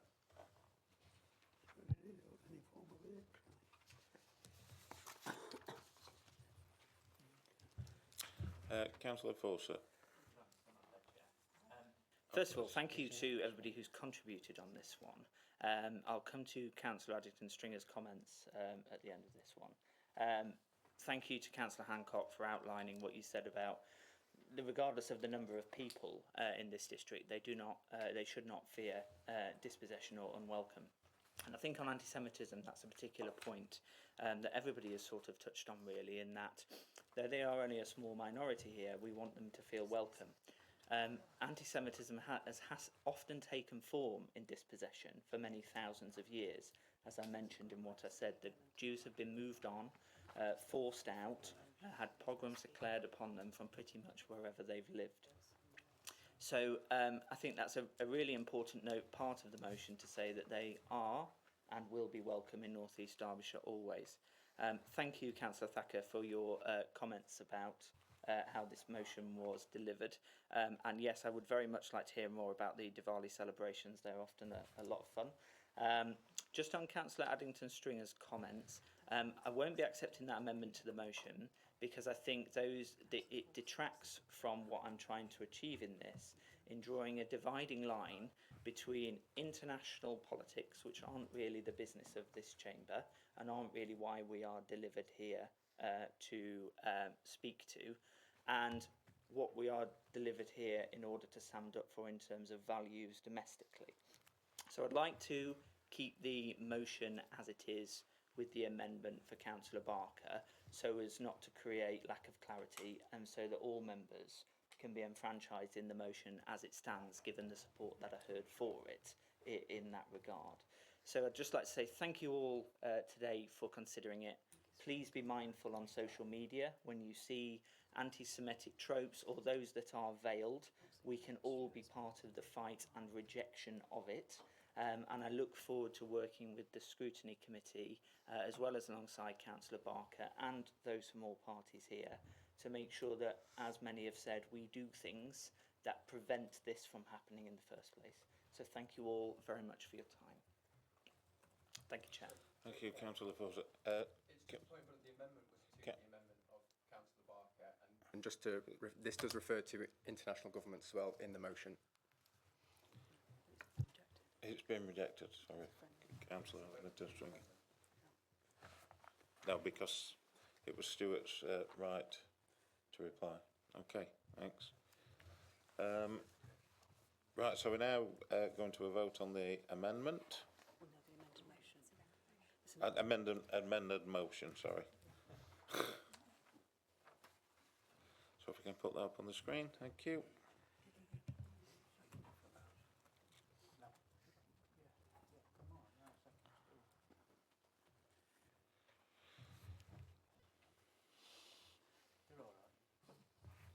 Right, thank you, members. That's a unanimous decision. Thank you.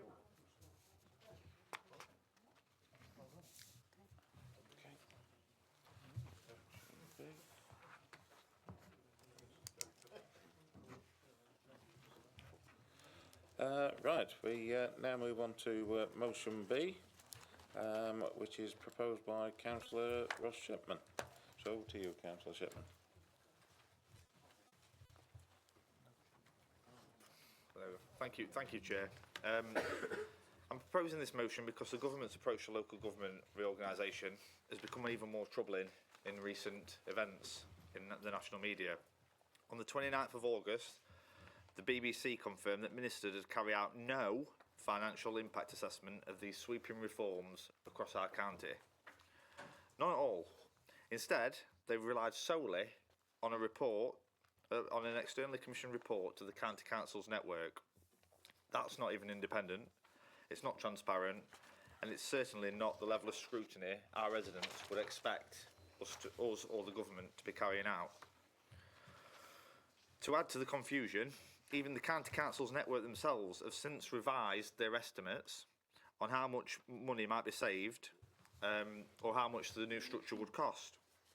In other words, the one piece of analysis ministers in government are relying on is already shifting, and the supposed financial case for reorganisation is far from certain.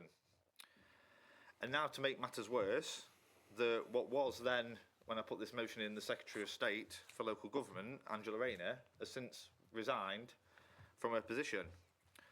So regardless of what your politics are, I think that leaves this whole process in a bit of chaos. And who is now driving this agenda? As the goalposts changed since this process first started, what is now happening? Where is the accountability in all of this? At a time when residents want certainty about their services, their bins, their housing and their communities, what they're now being given instead is instability and guesswork. Stability matters in a process like this, and yet these proposals threaten to deliver the exact opposite. Colleagues, let's be clear. This motion does not reject reform outright. If there's a business case, the financials make sense, our residents will be better served with a different structure in local government, then I think we all need to look at that with open arms. But what we've got at the moment is we haven't got that process. There's no clear leadership, and there's no respect for local accountability in this county. This has become a reckless gamble at this point because we don't know how much it's going to cost taxpayers, and ultimately that's who will be fitting the bill if this all goes tits up. And that's why we needed to address it now, and I think that's why the council needs to make sure its position is very clear. Our residents would not accept us making a multi-million-pound decisions without a business case, so why should we accept it from the government of the day? This motion calls for one simple common sense step: a full independent financial assessment before any reorganisation proceeds. That's the bare minimum standard anybody in this room and anybody in this district would expect of us or the government.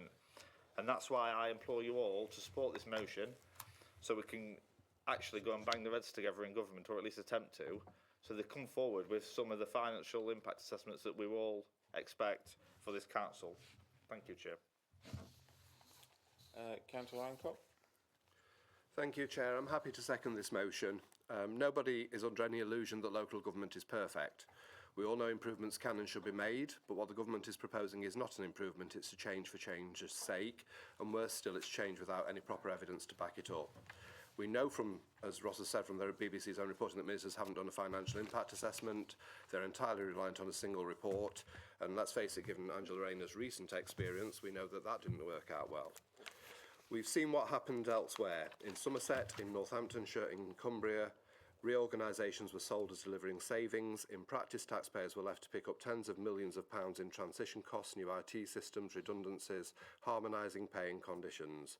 These costs never appear in the glossy press releases, but residents still end up paying for them.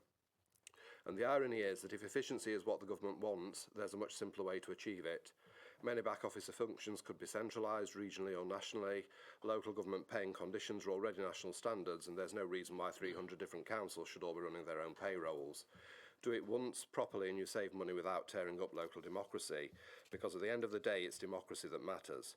Our residents don't care who processes the pay runs, but they do care who makes decisions about their planning applications, their waste collections and their local services. Strip that away into a distant mega council and you don't just lose efficiency, you lose accountability.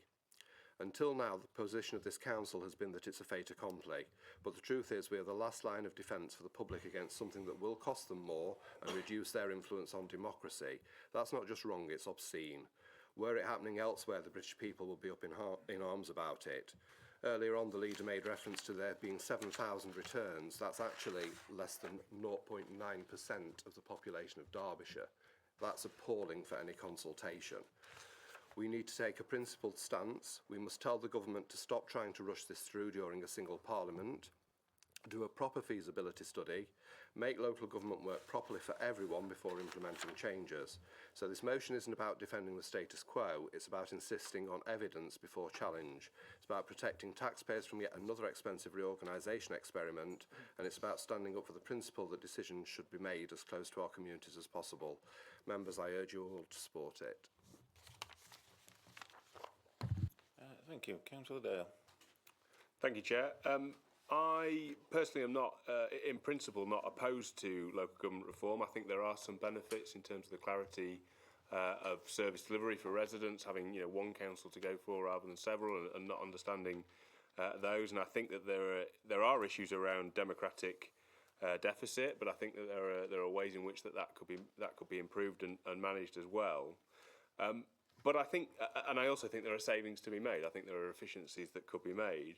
But I think that this motion quite rightly points out the problem that's beset the current government on so many issues, which is that they've rushed out a proposal with absolutely no plan on how they'll deliver it, unrealistic timescales in terms of how much work is involved in doing so many councils at once, and as it rightly says, there's been no proper analysis of what the savings are to be made. And I think if we're going to do it, let's make sure we do it right, and ensure that the savings are genuine. We're not saving over the long term with a huge amount of upfront costs in terms of disaggregation and reaggregation. So I think broadly I'm happy to support the motion, despite having potentially taking a slightly different view to the proposers in terms of LGR. I do also think just that issue around disaggregation and reaggregation of services is really important, because although there is lack of clarity, if you're going down this as a pursuit solely about efficiencies and savings, then the less you can disaggregate and have to reaggregate services, the better, and therefore existing boundaries would have been easier and cheaper to have delivered, and probably delivered more savings. But what we have from both all of the Labour districts and now bizarrely our Reform UK council, county council, is a north and south split. So there's not a sheet of paper between the county council now, or the districts and boroughs, but bizarrely they refuse to do the consultations together as well, which I find really, really strange, which is a further waste of money. So we had 2 consultations over the summer rather than 1, and they're basically, for all intents and purposes, the same proposals. So yeah, I'm happy to support the motion. I would welcome a financial impact assessment, because I think we should make big changes to policy based on all of the evidence, not just sort of limited amounts or licking our finger and putting it in the air, which I think is what has currently happened, and is what's happened far too often with the government. Thank you, Chair. Thank you, Councillor Gillett. Chair, I think the Leader of the Council has made clear on many occasions that if he was the person making the ultimate decision, we wouldn't actually be here in the first place, because I think he's made it quite clear that his preference would be to keep the 2-tier system and make it work better.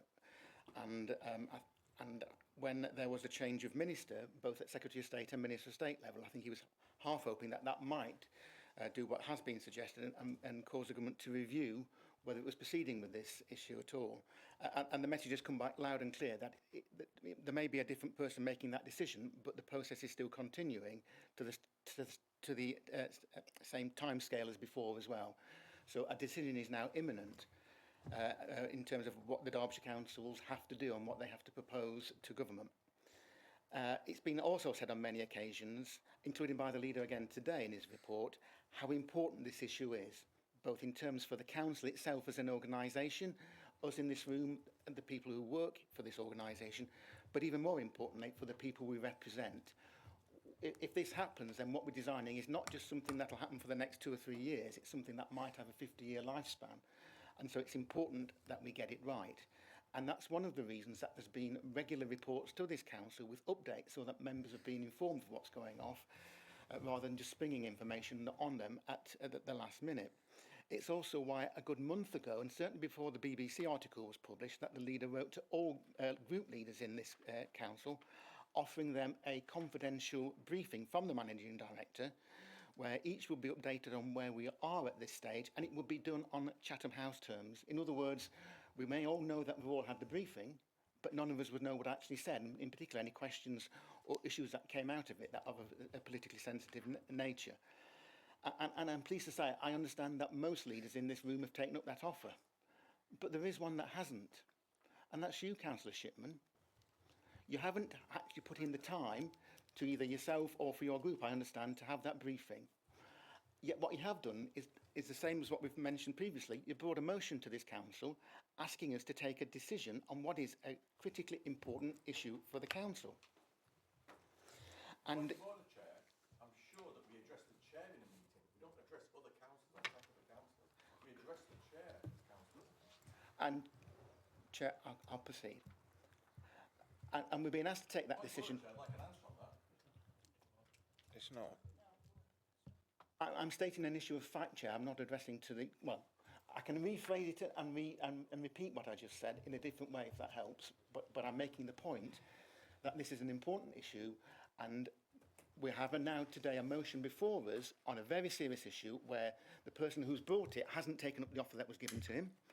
And we will be denied when we take a decision today. If we take this decision, we will be denied a proper report from the Managing Director with the facts in it and any recommendations he wishes to give, with a report from the Director of Legal Services with regards to any legal issues, and also without the comments and advice of the Director of Finance as well. And that seems to me some key information I would want before I voted for this.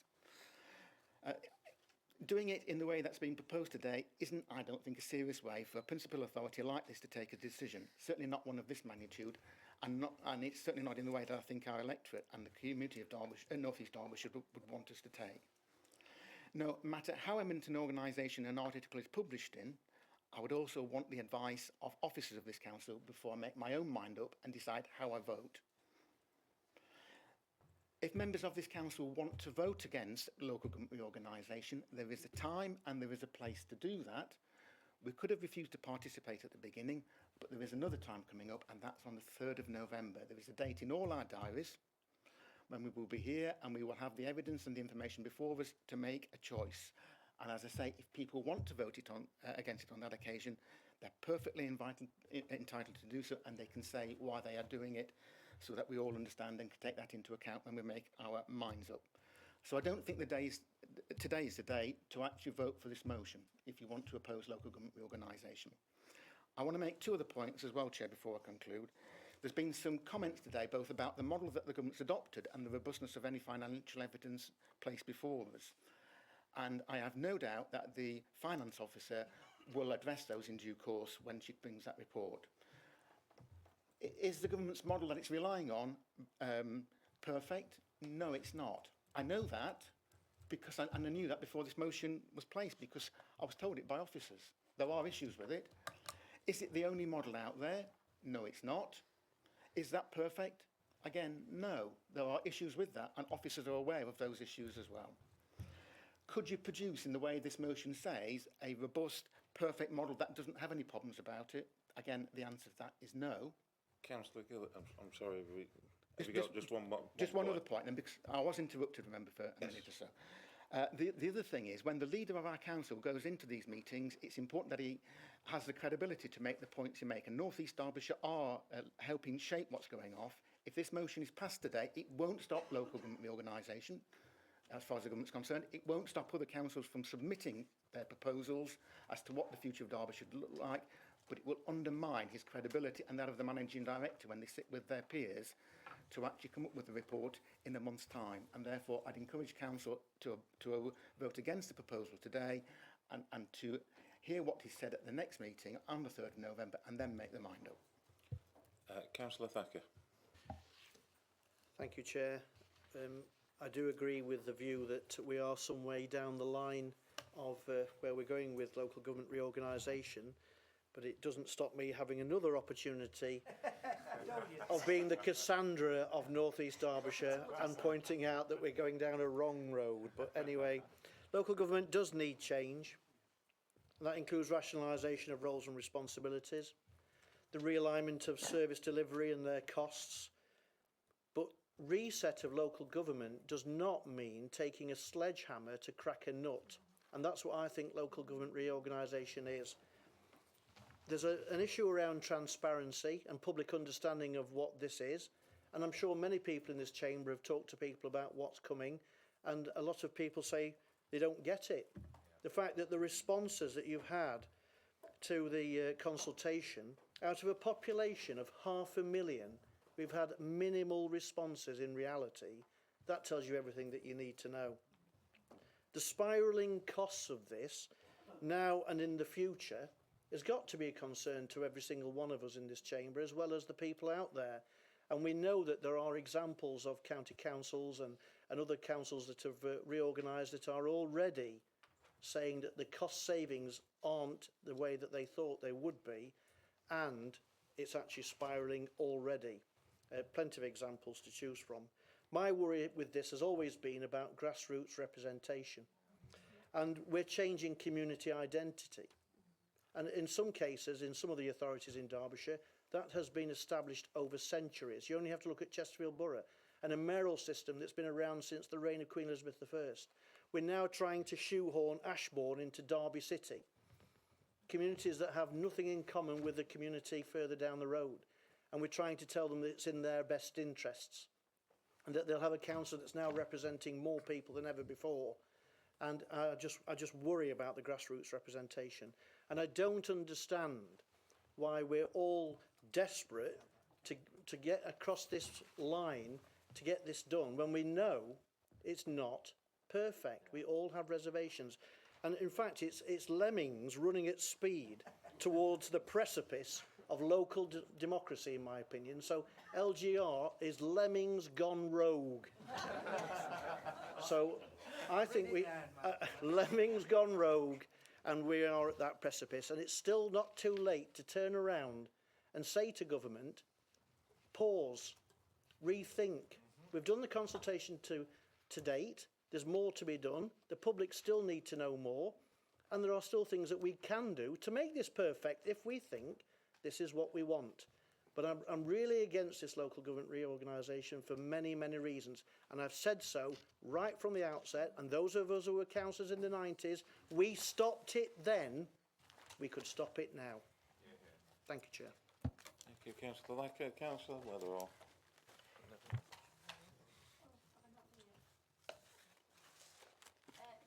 Chair, and I think, like Councillor Thacker, I've been consistent on this really. My concerns are what will be the final financial benefit, because I think the financial modelling is not robust enough. I think the potential to increase the democracy deficit that we currently have is enormous, and that's of concern to me. And I also worry about the aggressive timescales here, because I think you make decisions in haste and you repent at your leisure, and this needs very, very clear thinking. I also would say, I don't know whether any of you know, that I've just recently been elected as a governor of Chesterfield and North Derbyshire Royal NHS Hospital Trust. And this is taking place, local government reorganisation, at a time when health reorganisation is also taking place. The potential for huge turbulence across our biggest social support systems at one time is enormous. I know health are concerned about it, and I think we should also be concerned about it. So I'm quite happy to put my name and draw a line under that name to say I'm not this, for all those reasons, this is not right, and we need to make a stance. Thank you. Councillor Barker. Yeah, I just want to reassure everybody. I think what Kevin's summed it up, we're in this process. Ideally, don't particularly want to be here, but we are. It's not going to stop. We've fed up nearly all those concerns into the system. And I really, when Jim McMahon got sacked or whatever he did, I were hoping that somebody would have another look at it, but they're not going to. And if we walk away from it now, it'd be detrimental. We are trying as best for what it is, Lee, to shape things as best we can within what is not a perfect system. And I've heard what everybody said, and I've got some of the same reservations, but it's happening. And all we can do now, and we've said it from day one, is to try and shape that as the best we can. And if you want to put a positive spin on it, it could, in 10 years' time, we could end up with better services, both social services, education, if we do it right. It's a big if. I'm not putting my hands up and looking at Martin. He's not believing me. But there is it's a blank sheet. We have got the opportunity to reset everything. It's going to be painful for a period of time, but if we've got a vision, and we talked about this other day, we need a vision of what local unitary authorities can achieve in 10 years' time and work towards that, not do it as we are doing, just poddling along trying to save a bit of money and whatever. It's about a vision for what could be, and that's what we need. And I know it takes some working at times, doesn't it? Because there is a lot of pain in this. But like Kevin has said, we're where we are. We need to be part of that process. So we can't support that motion as it stands. But we will be coming back. Oh, and I just want to big Jane up and Matt again. Well, Jane more than Matt. Sorry, Matt. Is that Jane has been instrumental in trying to be as realistic as that group can. That's all the 151 officers within all the districts and boroughs to say this is how it's going to affect us. Not wishing we're going to save all this money. You've done all the in-depth studies, and Jane will bring all them back to the next meeting, and hopefully it'll be as clear and as robust as it can be where we're at with things. And that's where we are. Councillor Shipman, you got a right to reply. Yes, thank you, Chair, and it's been good to hear that. To be fair, it sounds like we're actually all in agreement that this is not the best way forward at all. But what I'm struggling with is, based on what the leaders just said, and the de facto other leader, Councillor Gillett, is that these 4 points, do you not agree with them? Because if from what you're saying, it sounds like you do agree with the points that are specified here, but because we're already on the roller coaster and keep going round the roller coaster every time, we can't get off at some point. But I would like to remind the leader that HS2 were also inevitable, and campaigners were told there's no point, that's never going to change, and they've already started building it, that's going to continue happening. Well, that's not happened, and there has been a change of policy which has changed that. And that's because people were campaigning, they were making their voices heard. And why can the same not happen with this issue? And actually, if you read the points in the motion, Councillor Barker, if the Chair will remind him to read it, then you would see that actually there's nothing there that says we won't engage. There's nothing there that says our position is we're just stopping and we're not going to speak to you anymore. All it actually says is that we want the financial impact assessment. There needs to be a pause of any further decisions. Literally, it even says, affirm the Council's willingness to work constructively with partners on any evidence-based reforms which genuinely improve efficiency and protect local democracy. And then it just says, write to the Secretary of State and County Councils Network and District Councils Network to convey the Council's position. So actually, it's not saying we don't want to be involved. It's saying, let's look at this pragmatically. The Council's affirming its position that we can't just continue blindly down this path, or as Councillor Thacker described it, like lemmings. And that, to me, is a sensible way to look at it. Let's actually get the evidence to back up the decision which we're having forced on us. And from there, hopefully a good decision comes out the other end, whichever way that will be. It just seems like there's a regular thing happening with the leadership of this council, which is we don't want to kind of pause and rethink ideas. We've already made a decision once and we can't revisit it or come back to it when new evidence presents itself. And you've got to, unfortunately, when you're in a leadership position, if new evidence presents itself, you've got to relook at something. And that's how a good decision will be made in the end. But at the moment, I just feel like it's kind of shove our heads in the sand and then hope for best when we bring our head out of the sand. Right, we've got a proposal, a motion set before us. We're now going to take a vote on that.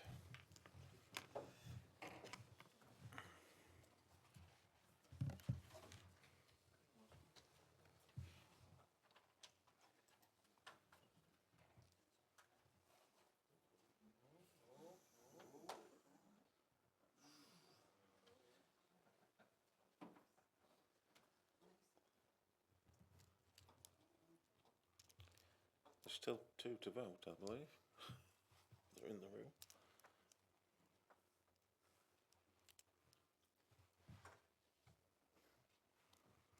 No, okay, we'll take that as read then. So that motion's fallen. Thank you. Right then, members, move on to item 10, urgent business. I have no urgent business today. So next item is item 11, which is exclusion of the public. I will move that the public be excluded from the meeting during the discussion of the following item of business to avoid the disclosure to them of exempt information as defined by paragraph 3, part 1 of Schedule 12A of the Local Government Act 1972, as amended by the Local Government Access to Information Variation Order 2006. We got there